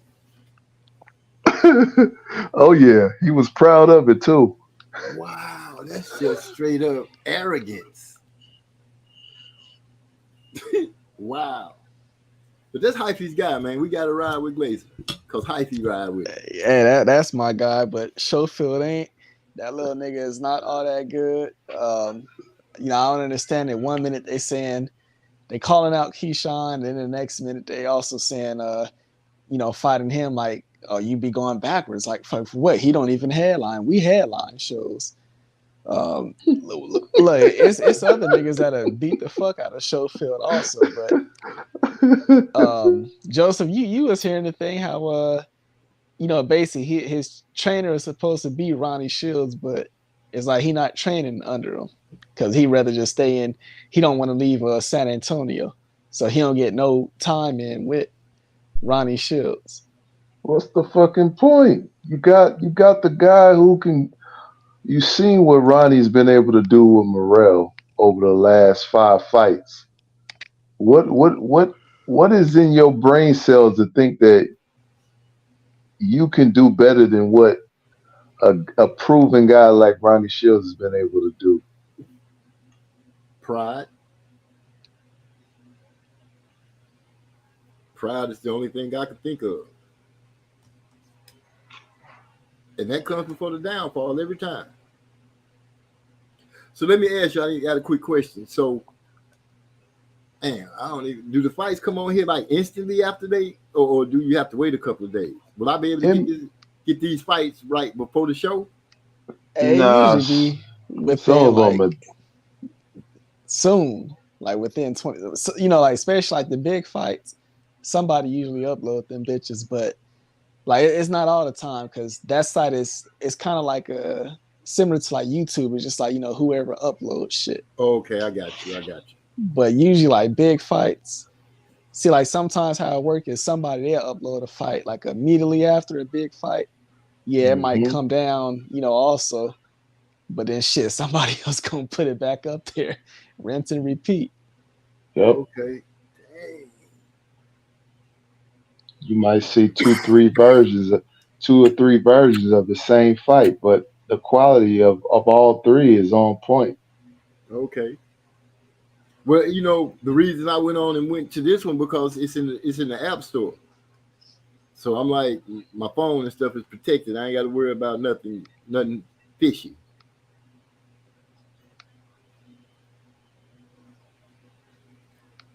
And their energy level was high like that through the whole fight. Yeah. Oh yeah. That was Oh, a yeah. unification fight too. You know, 3 belts was on the line. And both undefeated. That's what I'm saying. I think that's a top tier fight. Yep. Oh yeah, this fight deserved to be talked about. Talked about, watch. They showing defense, high energy level. I mean, it's remarkable. Great hand speed from both ladies too. I mean, just the volume from Gabriella, it was ridiculous, man. But the Kane, you know, that's his girl. If I'm remembering correctly, Gabriella is the girl that he really liked. You know, he liked the way she let her hands go. Yeah, she shows you in that fight too.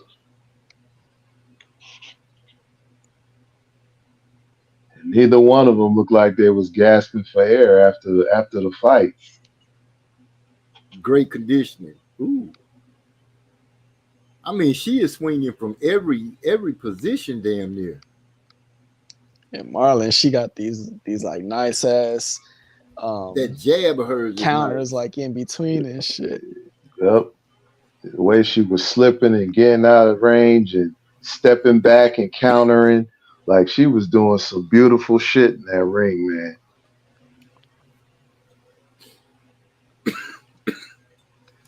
Excuse me. I'm like a kid in the candy store right now. I'm like, dang, I could actually go and see these fights instead of relying on trying to find shit on the YouTube. Because I can't tell you how I'm like getting off of work just like, I missed all the good shit. Everybody got a chance to see it. I'm gonna be on the down slide. That's why I be saying about women's boxing, man. They do a lot of stuff technical, and you see it better than a lot of what the men be doing out here. True. You got some exceptions, but for the most part, a lot of the girls that I've been watching, they are showing skill. Romola, Alicia. Shit, if you wanna see one of the best in the game at cutting the ring off, Chantel is one of the best in the game cutting the ring off, man. She gave Katie Taylor no exit points in that fight, man. She had nowhere to go. And took the win. Get off. I mean, her hands going up instantly too. I like that. Oh, nice uppercut. That was so pretty.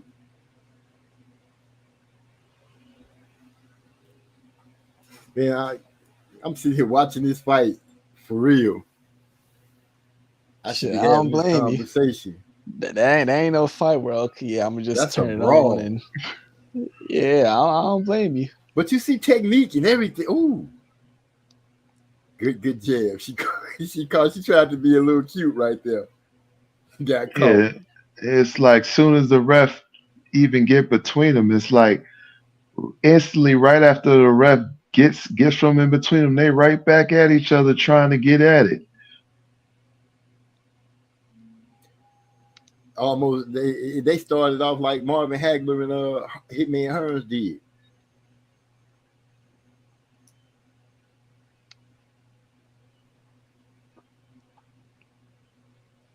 They got, man, I'm liking this.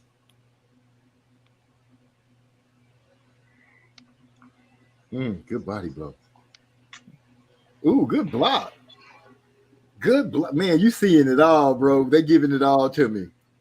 They giving it all to me. They parrying, blocking body shots. They slipping. They doing it all. As soon as they break, punches is flying. Ooh, girl. That was beautiful. The way she started backstepping and dodging, man. Come on, man. Way to go. That's Esparza. Esparza doing all of that. Esparza, she clowned with that one. That was pretty. 2 steps back, slip, all going backwards in the bell ring. She just turned around, walked in the corner. That was clean. That was clean. Yeah, see, you ain't even got to say the name. Once you start naming, the attributes and what's happening, I already know who doing it.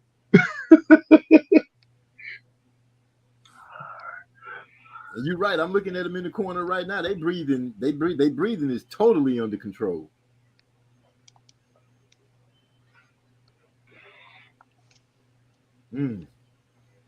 Caught her with an overhead. That body shot looked like it kind of hurt her a little bit when you see it in slow motion. Oh yeah, Gabriella, she had some sequences where she caught Esparza and folded her ass up. Yeah, she caught her with that overhand hook. I mean that overhand right, and while Esparza, while Esparza was trying to come back over the top, Atlanta threw that body blow. Whew. When they showed it in slow motion, it hit, and then like the lady reaction, like she jumped, like, "Ooh, wait a minute!" They fighting, bro. Good hook. That was so pretty. Nice chick hook. Good duck. But yeah, man, Schofield got some work to do, man. He definitely and at this point, a lot of folks are saying his daddy need to step aside and and let Ronnie do his thing. But at the end of the day, it's really up to Ronnie and what he's tolerating to happen. Yeah, I can kind of go with that, but Schofield and his dad, the one paying you. It's only so far. I guess if you're gonna be a trainer, you gotta have nuts and be like, look, it's gotta be like this, or it can't be at all. Man, I mean, he didn't already seen how this story play out for his hand. Schofield daddy is another Bill Haney. Are you sure? Because Bill Haney Hell way yeah. parlayed this boy into Undisputed. And he I'll put it this way: he's a bootleg version. He wants everything that Bill's doing. He wants to be in that position. Okay, I can see that. And he's making the rounds just like Bill was. He's willing to go out and talk to anybody, be on everybody's platform, try to be that mouthpiece, build his son's name up, get him talking, get him recognized as far as people getting to know who his son is. But now his son got to get in there and fight, and you can see he hasn't been improving his last couple of fights. And this is the time where he's supposed to be getting that work and the proper training and starting to put the skills together in order for him to keep elevating, as a potential prospect, you know. But But he got to get that pride he's out not there. getting that. So, but they keep calling everybody and their mama out. It's like you can only do that for so long. Wow. Trey X just punched me in the gut. He said my Lane's pick in this fight that I'm watching right now cost me first place decision category on Champ Ross. Wow. Well, don't feel too bad. It wasn't like this is an easy fight to pick. I mean, the shit was razor thin. It's difficult to even call most of the rounds in the damn fight. Oh man. See, they fought out of it. They clinched up, but then oh my gosh, what an overhand right. That girl Esperanza don't be playing. She let hands go any. Oh my goodness, she just letting them go anywhere. How she get cut?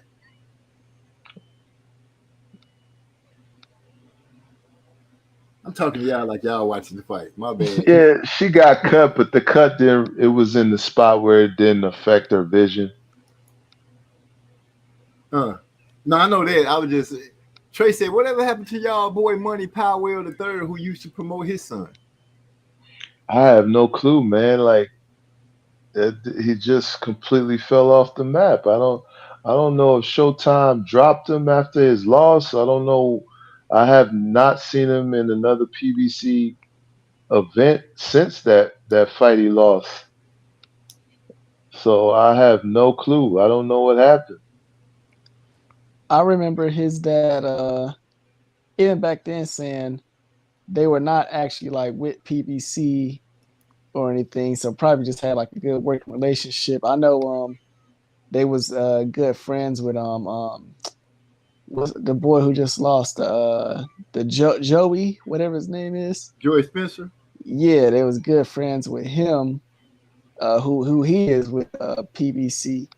But yeah, same as Joseph said, ever since he lost to Vaughn, just ain't heard nothing else from him. Yeah, that's a kid. I don't even know if he's still boxing right now, honestly. Yeah, I don't. It's weird, man. Good kid. Um, well mannered. Got to speak to him. Him and his pops, man. His pops even offered to give me. He actually gave me some tickets. I gave him back to him because I had already paid for the fight. You know, what I'm saying just good people, man. But yeah, I really don't know what happened with that whole situation. Because even the fight, it was kind of weird because the fight, the way it was scheduled, that fight actually took place after the main event, which is something you don't normally see happen. So after Laura got Canelo's brother out of there, then Money Pal the third or Money Pal the fourth ended up fighting afterwards, which was weird. So I can tell you that actually happens at all of these events. Hold on. I gotta say what's up. Yasser in the house, man. He say salute, fam. Joseph Brown, Hyphy, Trey X, good morning. Salute you, big Dawson. Oh no.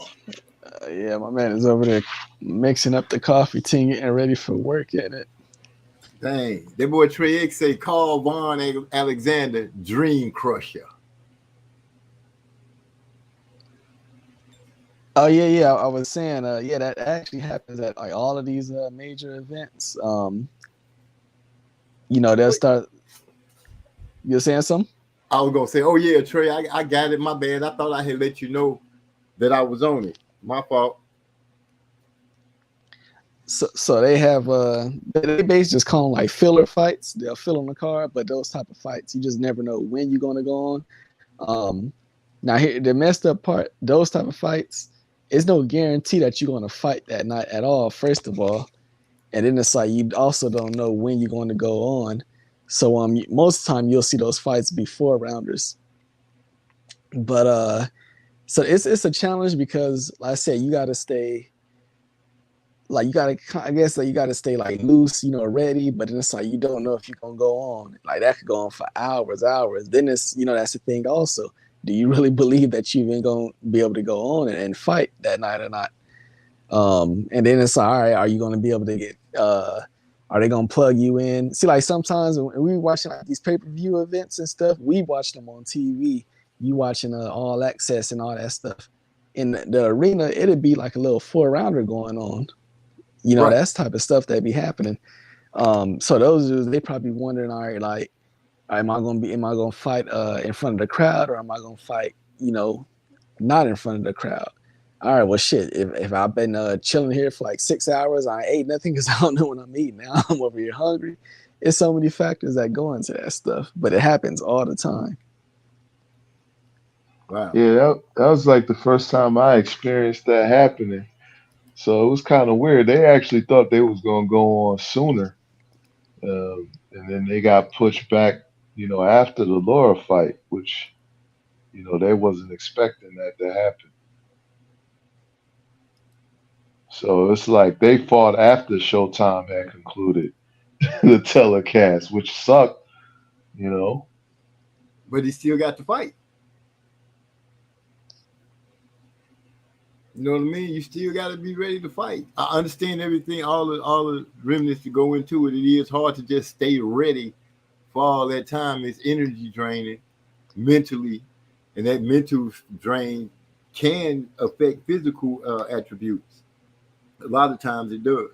Just going through, I've been through a weight period in basketball for a championship. It was a 3-way tie. We needed somebody to lose. But so I can kind of understand, I'm thinking with boxing, it'd be like maybe 40, 50 times more because you trying to have your mind set for combat. So yeah, I guess, that is a lot. That's a lot. That's a lot to deal with.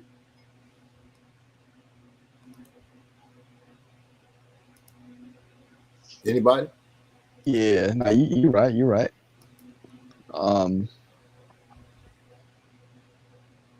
Yeah, I forgot how we got up on that topic, but yeah, I mean this weekend you have like I said, that Alicia Baumgartner fight. See, I don't expect that fight to be nearly as good as the one you watching right now, but that's definitely the one.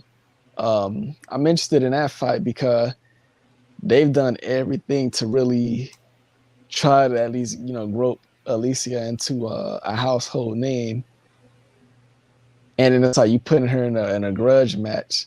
So I want to see what type of turnout she pumps out. Yeah. I think they're doing a good job with trying to make her a household name. They're doing a great job.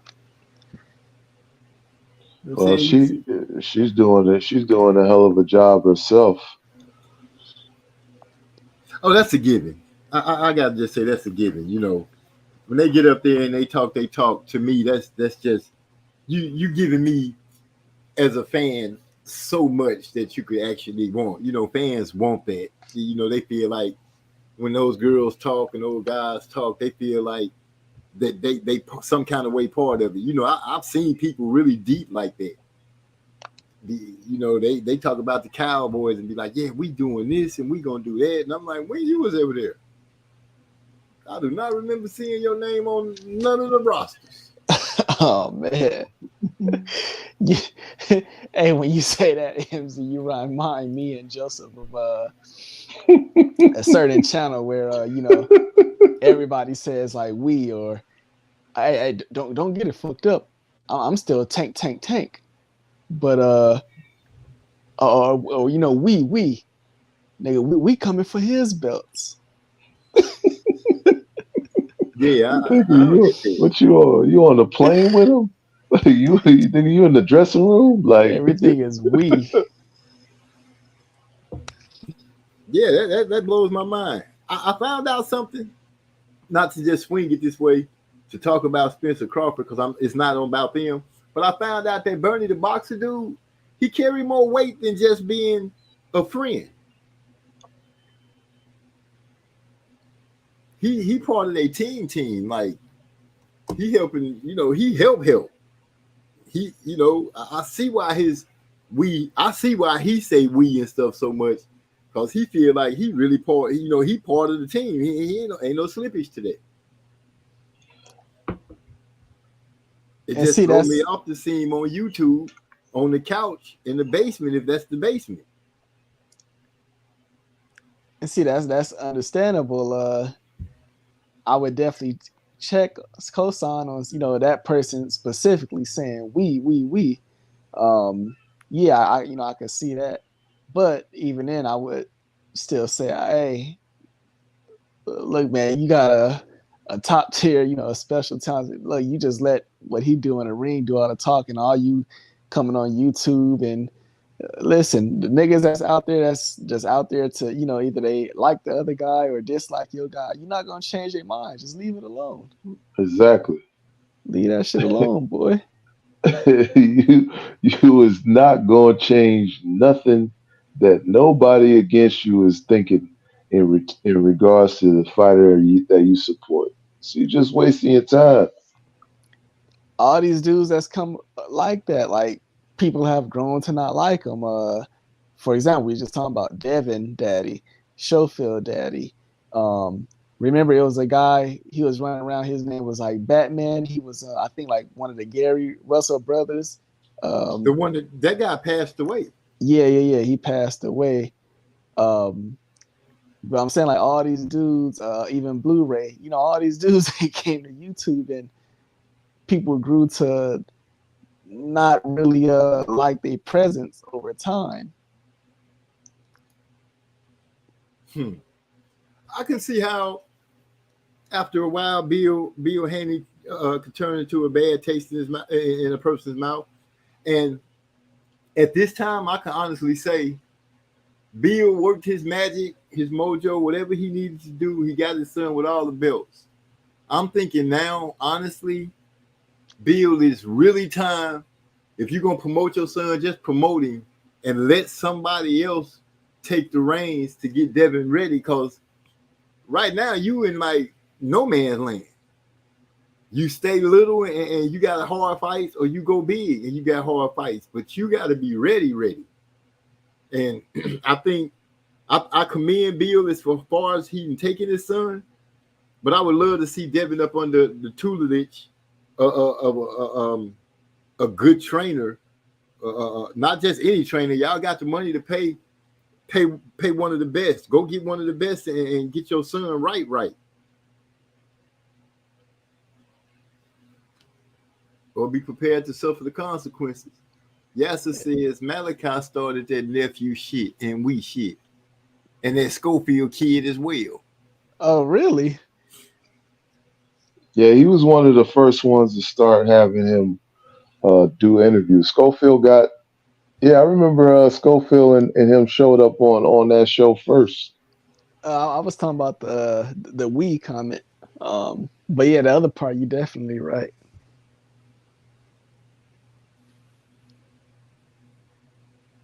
Wow. Only time it's a we is when it's a group of us in agreement with something. But if it's the team or the boxer or something like that, I know a couple of years ago I made a comment of we, but I quickly said they don't know I'm on the team. It's just in my mind. Yeah, any nigga saying we, you cannot convince me that you not biased or you giving the opposing side a fair shake in any way. And once again, like the guy Joseph was talking about, this Bernie dude. Nah, I don't sub to none of these niggas, but I can only imagine he only go live to talk about one person. That dude, what was that That's guy? it. Pac-Man Tay, whatever his name. I'm pretty sure he only go live and talk about one person. So I want to check out some of his lives. He actually talk about different fights and what he think might go on with those fights. He give other fighters, he do give them they adjust from the times that I have went on there. Well, yeah, I mean he had to because Yeah, he supported a 'cause guy who don't fight off Hey, TV look, anymore. MZ. When he first got on, it was Wilder all day, every day, 24/7, 48 hours. But he had to evolve because of the fact Wilder started to lose fights, and he's not as active as he was. So that same thing is gonna happen to Bernie. He ain't gonna have the luxury if Crawford start losing for him to just be talking about Crawford, Crawford, Crawford. That shit ain't gonna work. Well, right now, they gonna, they ride for they boy. Pac, what's his name? Pac-Man Tate. Pac-Man Tate. He That's, I thought I saw an L in it. that shit really gonna hit the fan for a lot of other these creators out here who got their name with Bud Crawford to start off with their channel. Wait. They name like part of the name of their channel is the name of Bud. Yeah.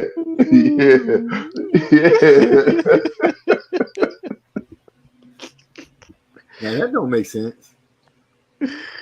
That don't make sense at all. Why would you name unless that fighter gonna be part of your channel for real? Why would you do that? Shit, I'll do you another one. What you think that H stand for? Haney?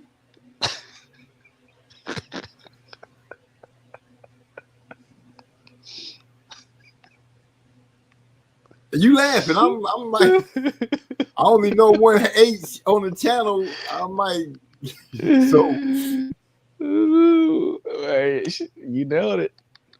Okay then. Wow. I ain't even worried about that kind of stuff, man.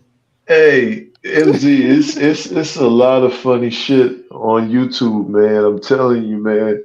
Like cats just setting themselves up for failure.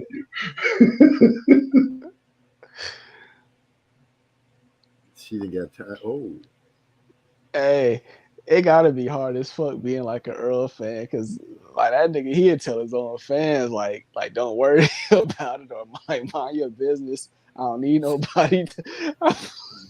Yeah, when they be, he letting them know y'all getting too carried away. You could be a fan, but don't be out there just losing your mind and you making up shit. You don't even know me like that. You out there, I don't need you to be talking for me. I'll talk for me. I feel him with that because you got people that's just tell them, tell them this and tell them that. I'm like, who are you? That's crazy. Hey man, you can't even. That's one thing I can't say about the pro Spence channels. At least they ain't got that nigga name on the moniker, they title of their channel.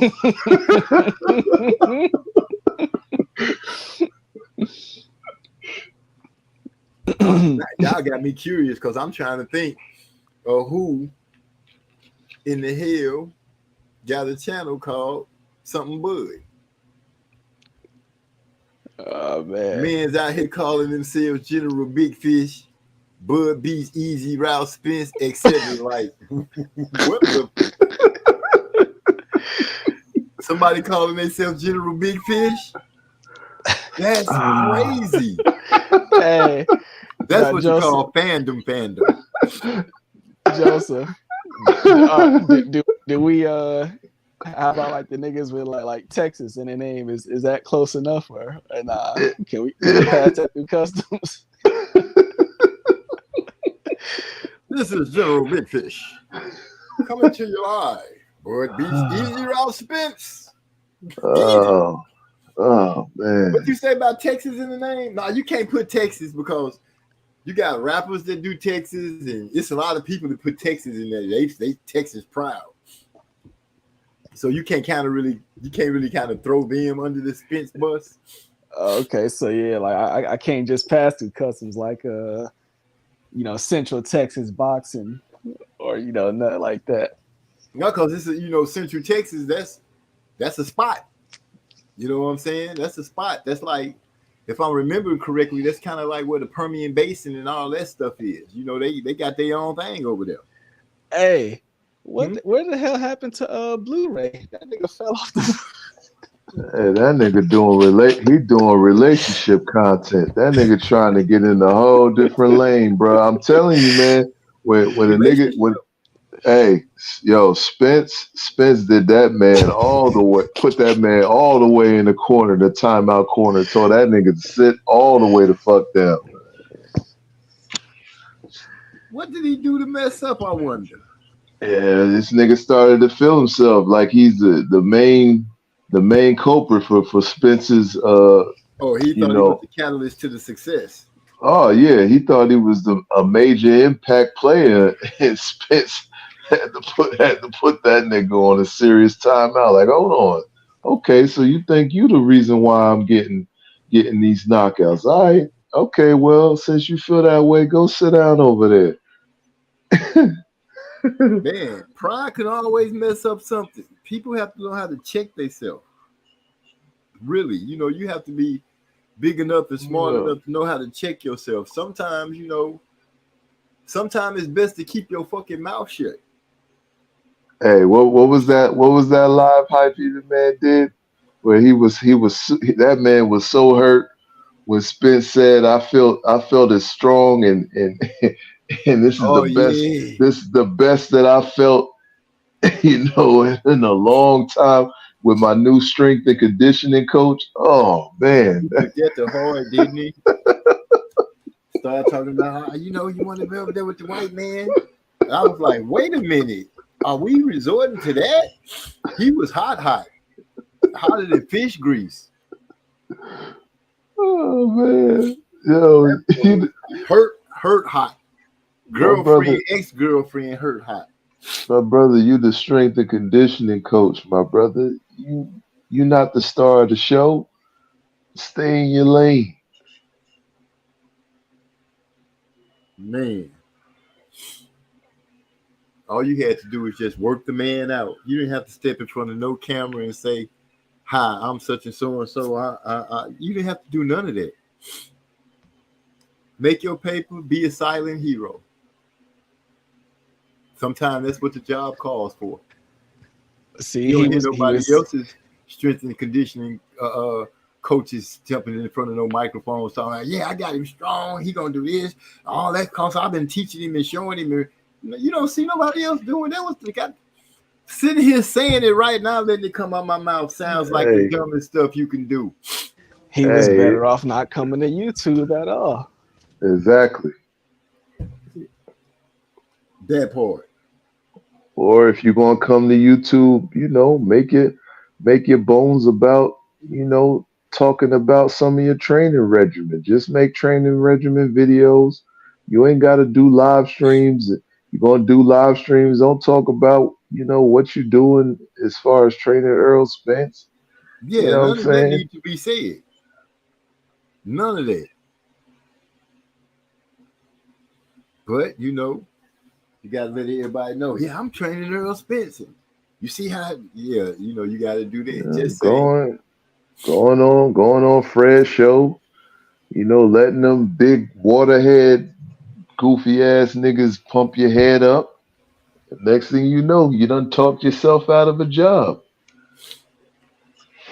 You talking about Fred that's on a mission to destroy PBC and Showtime? Yeah, that fake woke Black Power pimp, Malcolm X, Louis Farrakhan, hating wannabe. Wow, that's a lot of Well, he didn't talk himself out of a job. He got beat out of it, literally. Fred got beat out of it, but Blu-ray talked himself out of a job. What you mean got beat out of it? And he got beat out of boxing. Are you talking about the Kenny Porter situation? Yeah, you got slapped out of boxing. That was crazy. I saw that video. I wonder who was it. His friend that put that video out. I'm like, dude, you really put a video out of me getting slapped? Yasser said Kenny Porter slap is legendary, or his hand. All I see is the little. It's got to be the slap. But I saw that video and I was awestruck. I was almost as awestruck as when I saw Will Smith slap Chris Rock.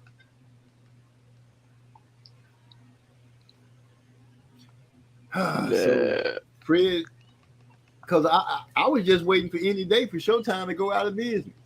Because he was like, Showtime out of there, y'all. Espinosa got fired. I'm like, damn, all that happened and this motherfucker still doing TV spots, claiming to be the vice president. Hey, that nigga he's still out here claiming he Nostradamus. He predicted. See, I told you, Earl. You know this.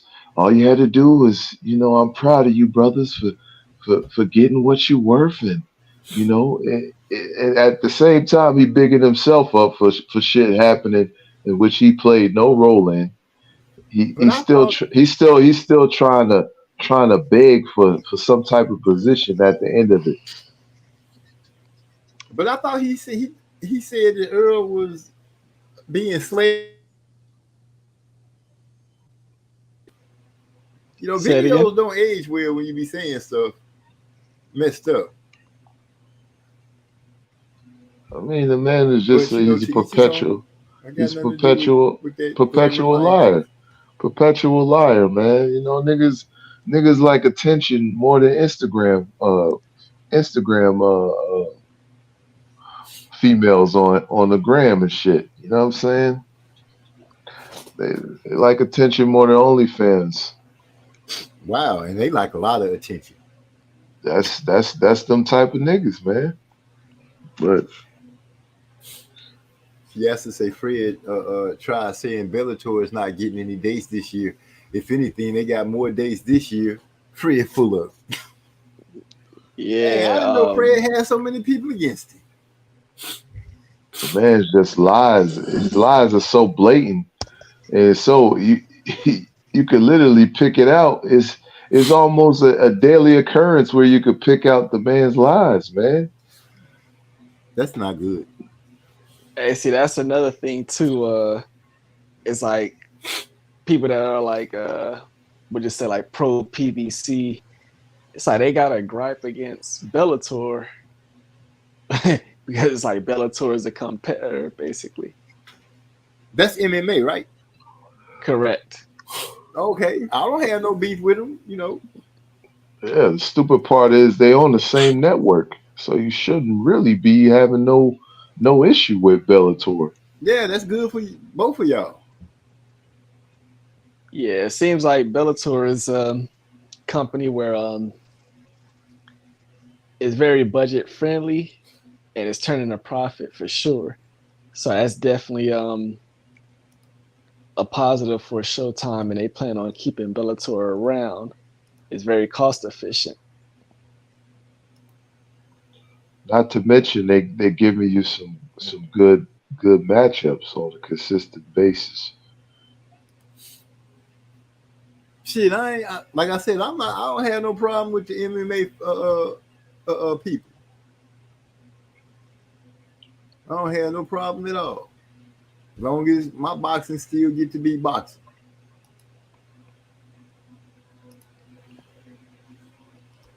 My brother loves MMA. He be on it. I guess I'm gonna have to try to see if I can get a taste for it. Usually, if it's a big name, I guess I'm a casual fan to MMA. If it's a big name or something like that people know, then I can be persuaded to watch. But for the most part, I'm not watching. But who's a big name to you? Like when Anderson Silva used to fight, I would watch him. I liked the dude that beat up Conor McGregor, and then he retired. Khabib. I like the style bender guy. I like him. Oh, Sonya. Yeah, I like him. I really like him. Practically those the main guys that I know. Oh, I know Cowboy. Cerrone. Yeah, Cowboy. I kind of liked him too. But that's pretty much it. Oh, okay. So I'm willing to say I'm a casual all the way through on it. Yeah, so if you could have combat sports like every weekend, that would work. But obviously it's just a situation everybody recognizes where it's only a certain amount of dates, and then so it's viewed by people as Bellator is taking some of those dates. Was like I said, yeah, all these networks, they work on a budget, and Bellator is just a lot more budget friendly, so it works out. Frank Martin is fighting this week. I feel like that's another one. He's a good, entertaining fighter. That's another one you should be trying to showcase 3 times a year.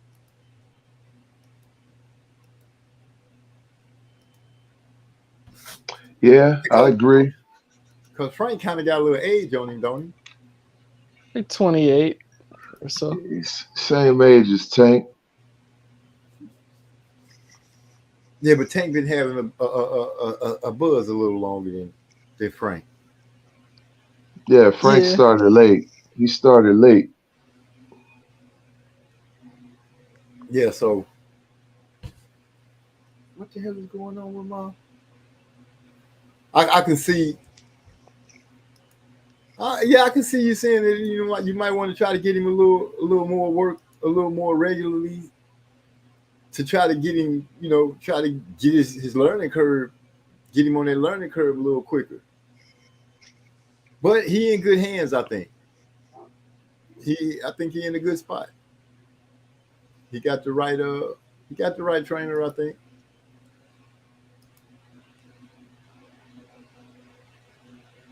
Yeah, with him it's just all about getting an opportunity, and how fast can it come.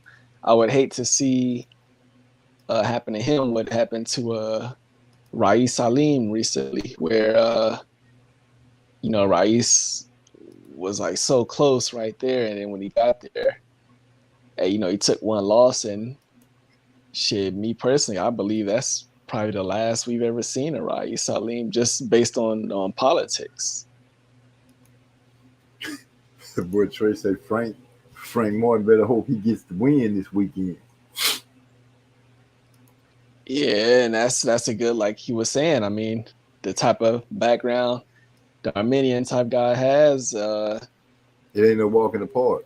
Yeah, whereas most of us, we know Frank Martin, Earl Spence fighter, also trained with Derek James. Like, you could say that shit a million times. That's not gonna help you win a fight. You got to go out there and win it. Hey, see, these are the type of underrated opponents that if you're not really following the sport, you are going to think that Frank Barnes is supposed to steamroll this guy. And a lot of fans are going to come in with that mindset that if he doesn't have a great performance against this guy, if it's a close fight, they're going to say, oh, he's overrated. But no, you just are an underrated boxing fan. You don't know what the hell you're looking at, and you don't know how to rate any of these fighters and their opponents. That's the problem. Yeah, they not as informed. And you can't blame some boxing fans for it. They just that kind of boxing fan. They're going to be uninformed. I can, because they're the ones who are out here, incorrectly evaluating fighters. Oh, now if they're doing it, they're taking the liberty to act like they can. Content creators, I feel like they have a greater responsibility, and they're the biggest culprits out here, not understanding who the opponents are. They are biased on the way they look at the fight. It's all about the name they know. Shit, the way they look at the sport in general. Like right now, like it's certain channels that would be live right now we know we don't even gotta look at their channels, but we could guess what they talking about. If you're not willing to look at both sides of the situation, especially as a fan on both sides of the team, to be able to make yourself be non-judgmental, yeah, you're gonna have your way. You want this guy to win, or you want this team to win. But really look at what you're saying before you just spit out the dumbest thing that you can say. You're gonna down a person and make your person better, and then when it spins around, because it usually always spins back around, then the answer you try to use don't fit.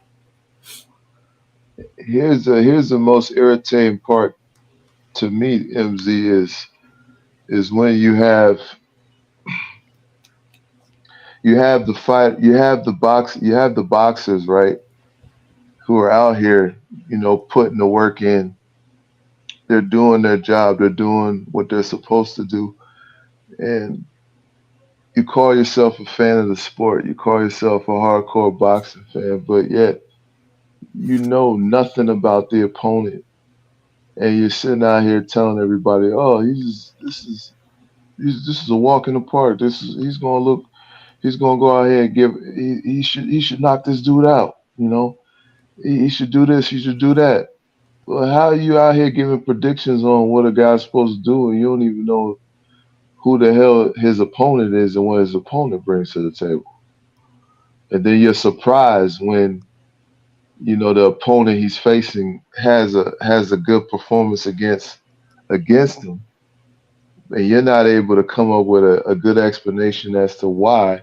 It's because you never evaluated him correctly to begin with. So for me, that's the part that's most irritating, because they'll sit here and say, "Oh, this fighter sucks. He's trash," or he's overrated. He's overhyped. But it's like, how is he overhyped when you didn't even understand what you were looking at to begin with? Misinterpreting the whole situation.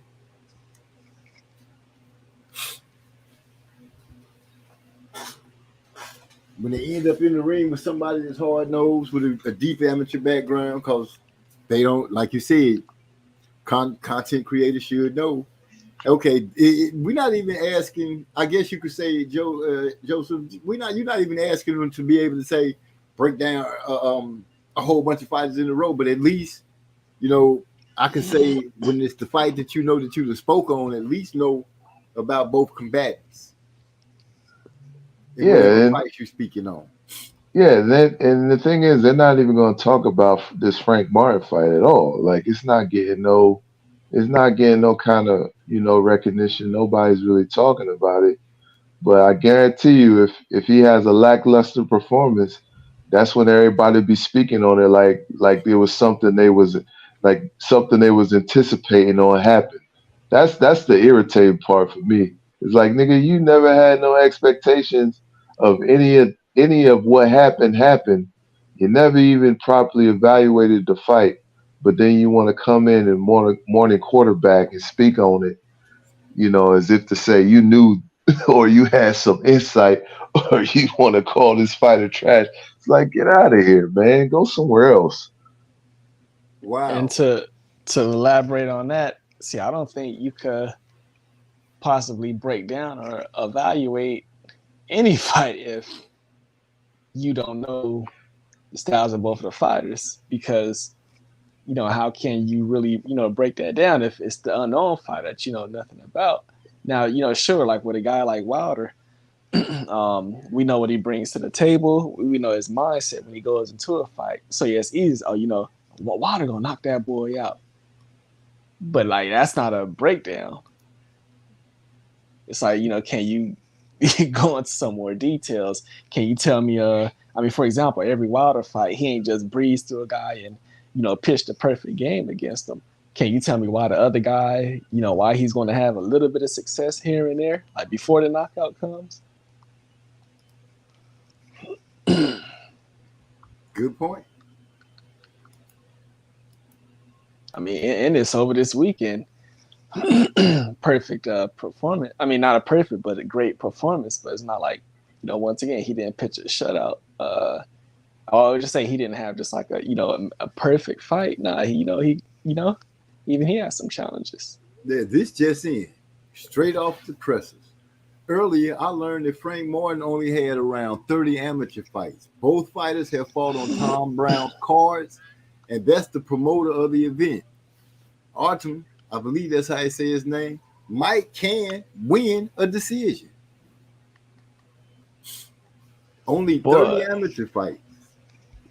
That's a small number of fights because I know he's won a national before.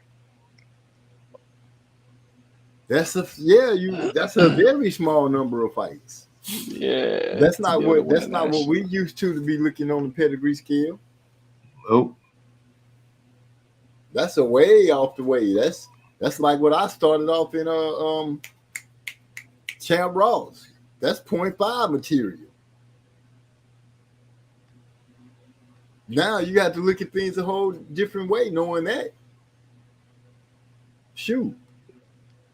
Yeah, but you can't measure a guy's heart, will, and determination either. Yeah, that part, he got some dog in him. He don't look like he just fresh off the anvil and not, he don't look like a big clump of clay. You see he got skills. Could he be an anomaly? This would be a good test. This is going to be a good test. He's got some attributes that you would love for fighters to have. He's got speed. He's got quickness. He's got some ability. He's got some power, and he's got the worth ethic and the determination. Those are all great qualities for a guy who lacks, the amateur experience that you would like for a guy to have. He started fighting late,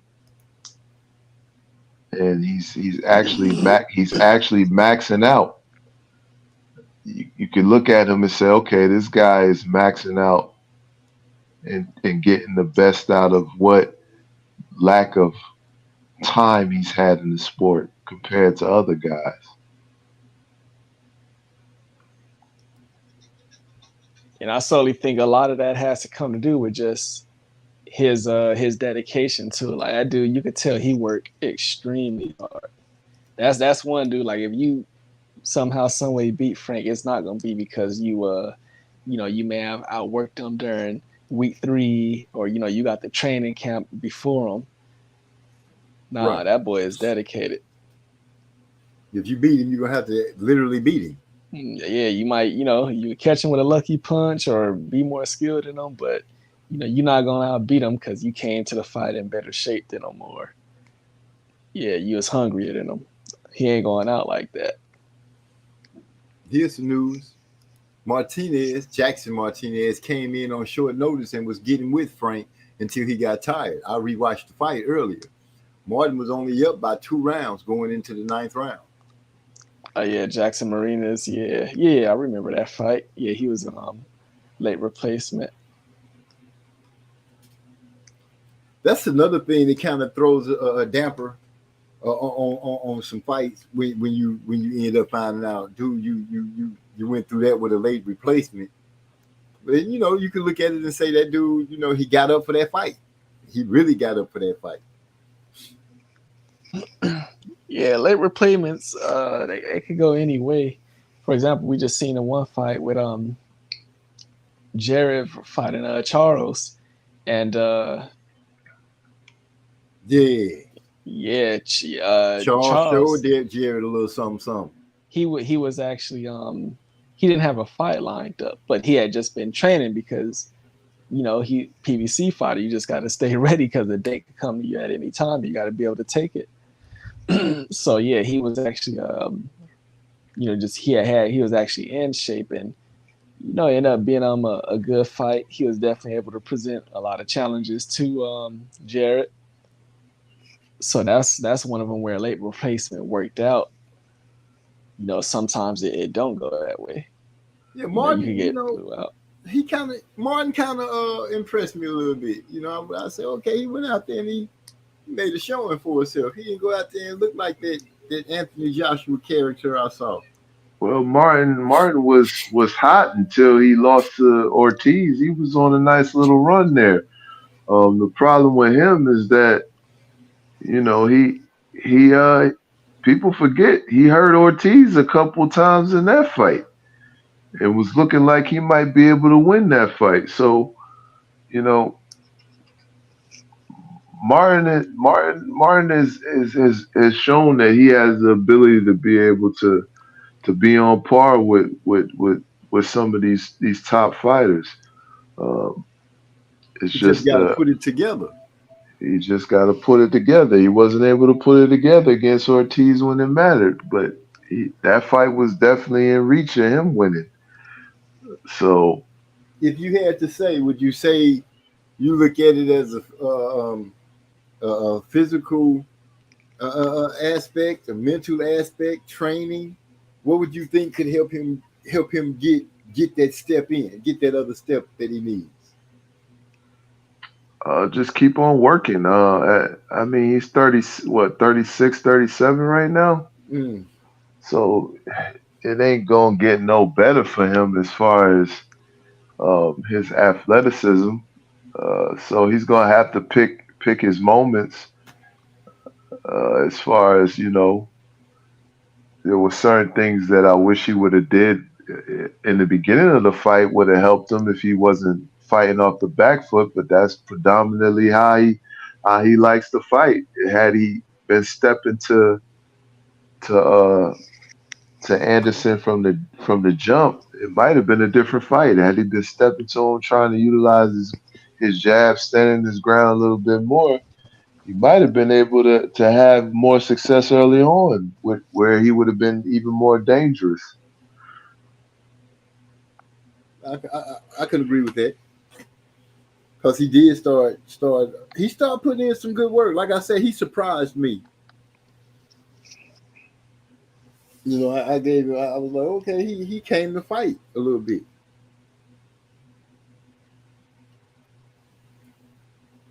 I think I got a little hungry. Damn, it's just 2:25 though. I don't even want no taco. I think I've been killing this Chinese restaurant. They shrimp fried rice. Oh shit!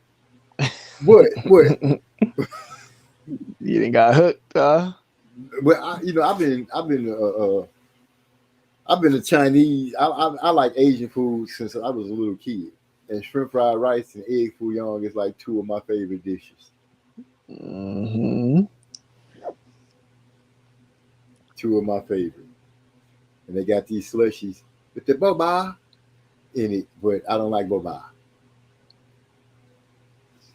Oh yeah, y'all like the boba balls? No, I do not like that. I just don't like that texture in my mouth. Yeah, that's the them tapioca balls. Yeah, that's not good. No, that's not cool at all. It's not cool at all. And my daughter had talked me into trying them one time. And I was like, oh, you just messed up my whole drink. You know what I'm saying? They got this all floating around all in the drink. I'm like, what's that about?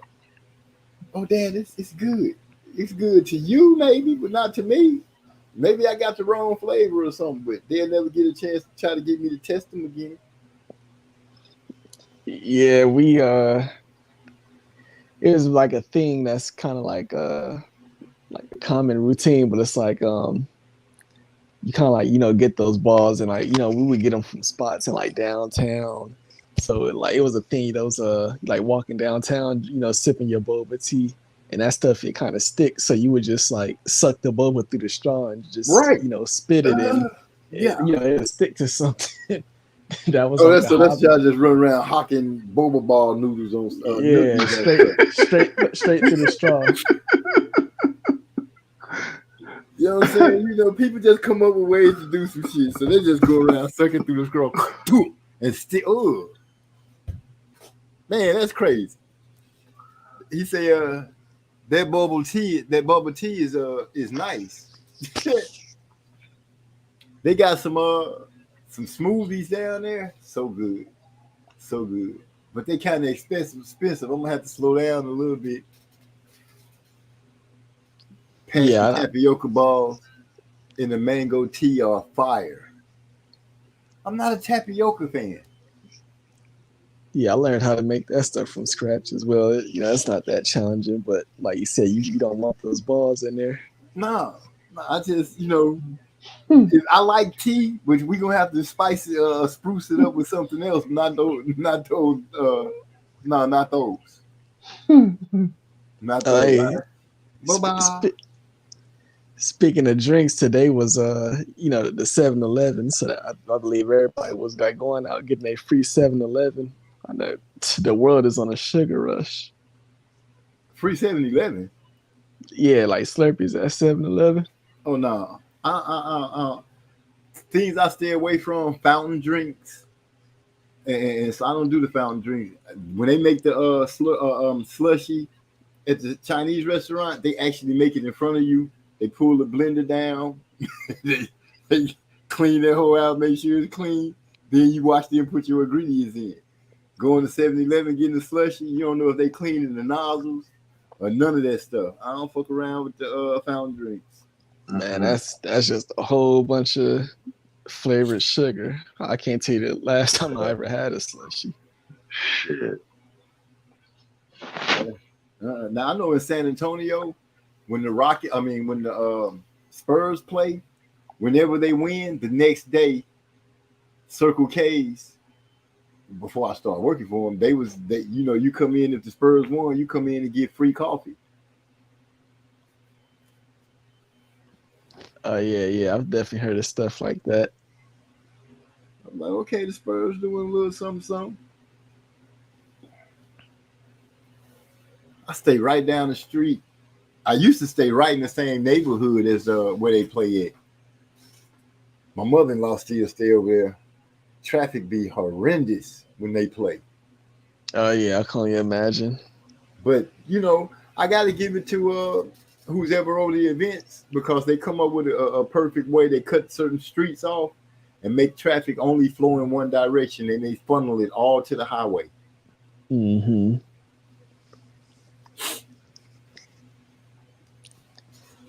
Yeah, just like you live in where a major sports team or even a college team, whatever, that's just part of it. You gotta know those certain days when they're going to be on. You just gotta avoid certain areas. That's just part of living in those type of cities. Yeah, that shit was annoying as hell living downtown on the Sunday. Motherfucker, and they be having them home games. The Vikings be having their home games. Oh my goodness. You know what? I've never had the inkling to want to live downtown in one of the high rises or anything like that. But for whatever reason, my daughter tried it once, two of them. And I'm like, why would you want to stay down here? You got your parking is all screwed up. It's hard to come visit you. It's just it's a mess downtown. But I can see the beauty of it when they, looking out their window from off whatever floor they're living on, looking down, you see all the lights and stuff. It's a different type thing. I can get it, but I don't want it. Yeah, it was another crazy moment is when they had Ramadan.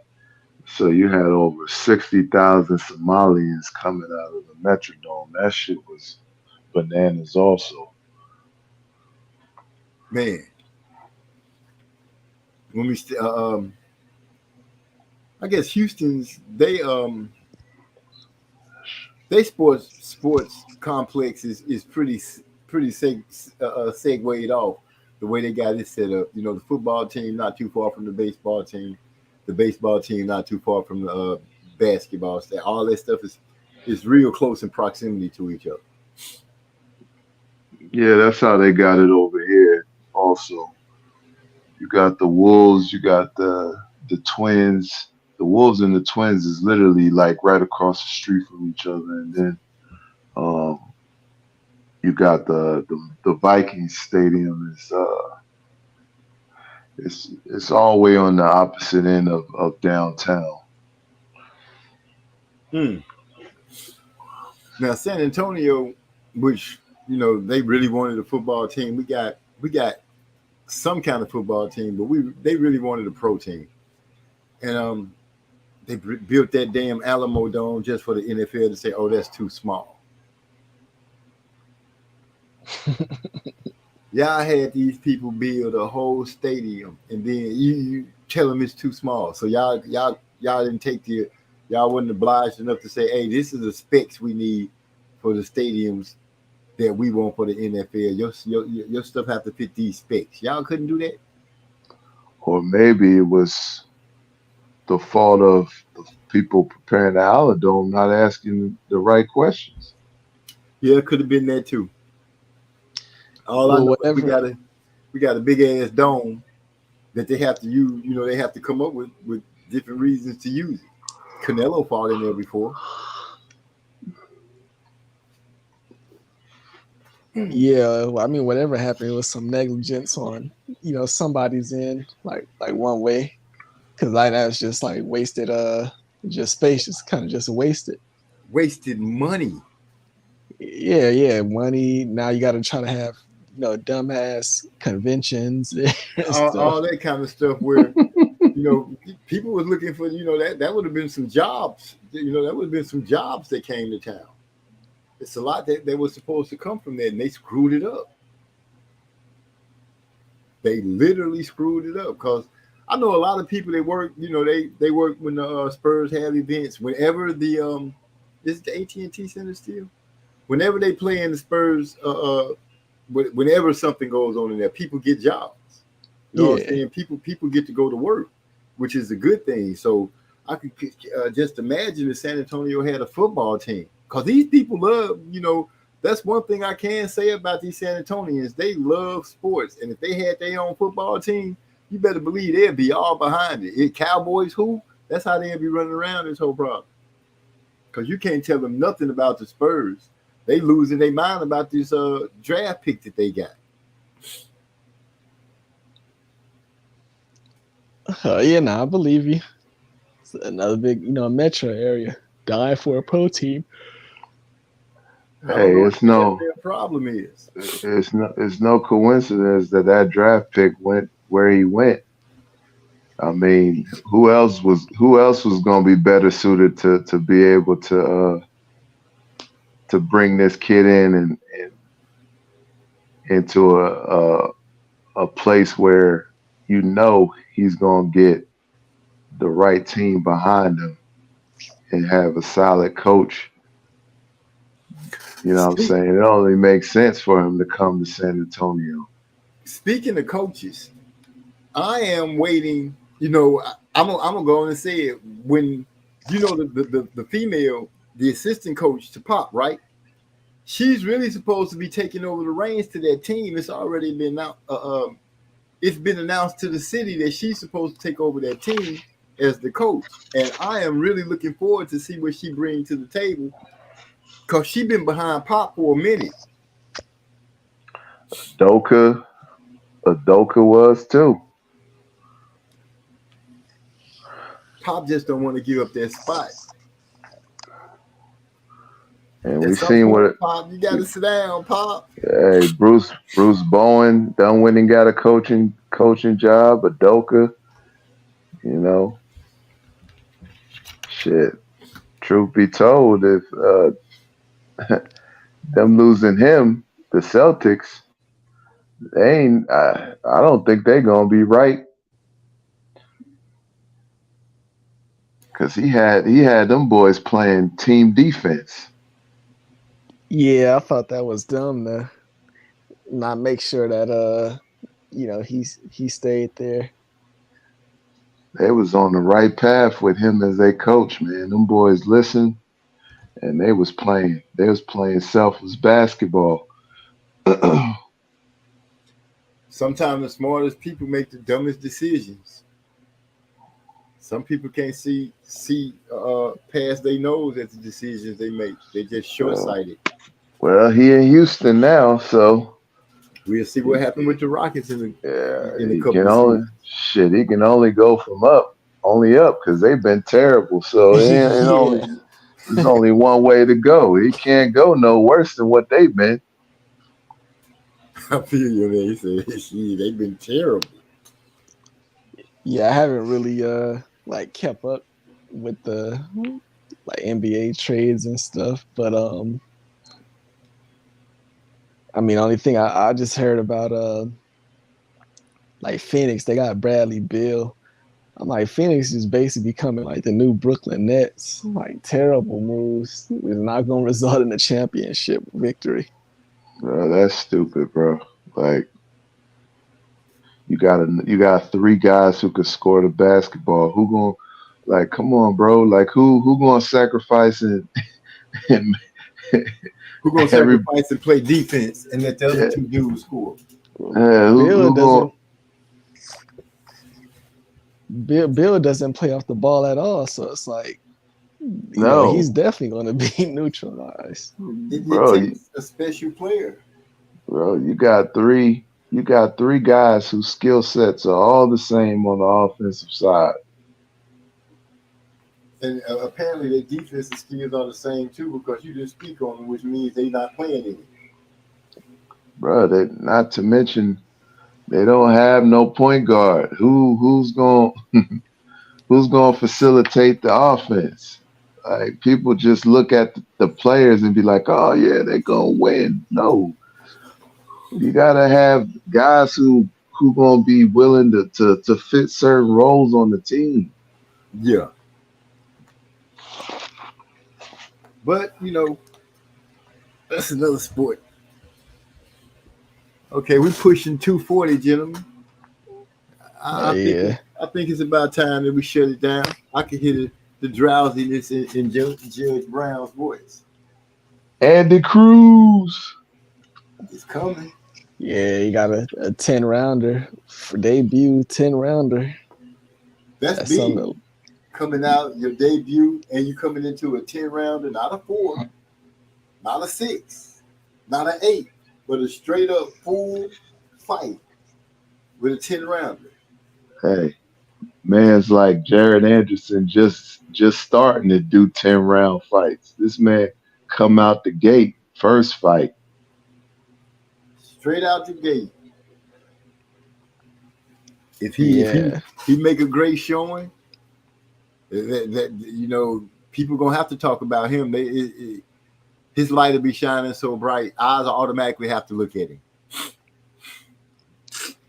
Yeah, he come out and don't get winded and put on a good showing. Trouble. I'm not lesser than like me looking to see if he has the endurance and stamina to go 10. I'm more so looking at I'm just be looking at to see if I see the pro style, and I'm meaning like when it's clear by the 3rd round, okay, this dude, he got nothing to trouble you at all. Are you gonna are you gonna be able to at least show that this dude, he ain't got nothing for you? Are you gonna be able to, if not get him out of there, are you gonna be putting a beating on him, or is it gonna be round 9 and you still gonna be jabbing and moving back every time he throw a shot? Like, is it gonna be some amateur stuff, or are you at least gonna look like a pro somewhat? He might be coming to shock the world. I want to see if he's sitting down on his punches.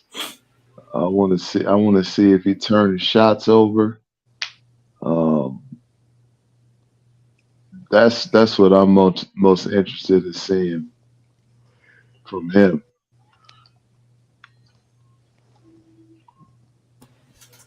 I just want to see an all-round good performance. Like you said, how can he separate himself from the opponent? That's going to be the big thing. Can you show separation? Around round 3, that should start becoming evident. Not saying that's what should happen, but that's what you would look for to happen, especially if you jumping out there like that. You're making a big statement by jumping out in a 10-rounder right out the gate. That's a statement within itself. That's to me saying I'm ready for whatever. Yeah, agreed. I remember Rigondeaux. It was one of his like first 5 fights, but he ended up having a draw with the guy, and the thing was, even though he was a better counterpunch and all that, it's like he couldn't do anything to bring any type of separation, and ended up being a stinker on a Manny Pacquiao pay-per-view undercard, and that was a perfect example of just you could be the Cuban style and it has to translate to the pro style, which is putting some separation between what you and your opponent is doing. So if he can come in and get that done, if Andy Cruz can come in and do that, his legend will grow a little bit more, and the man will be slowly becoming a myth. This boy came in his first pro fight, 10-rounder, and he came in and whooped ass.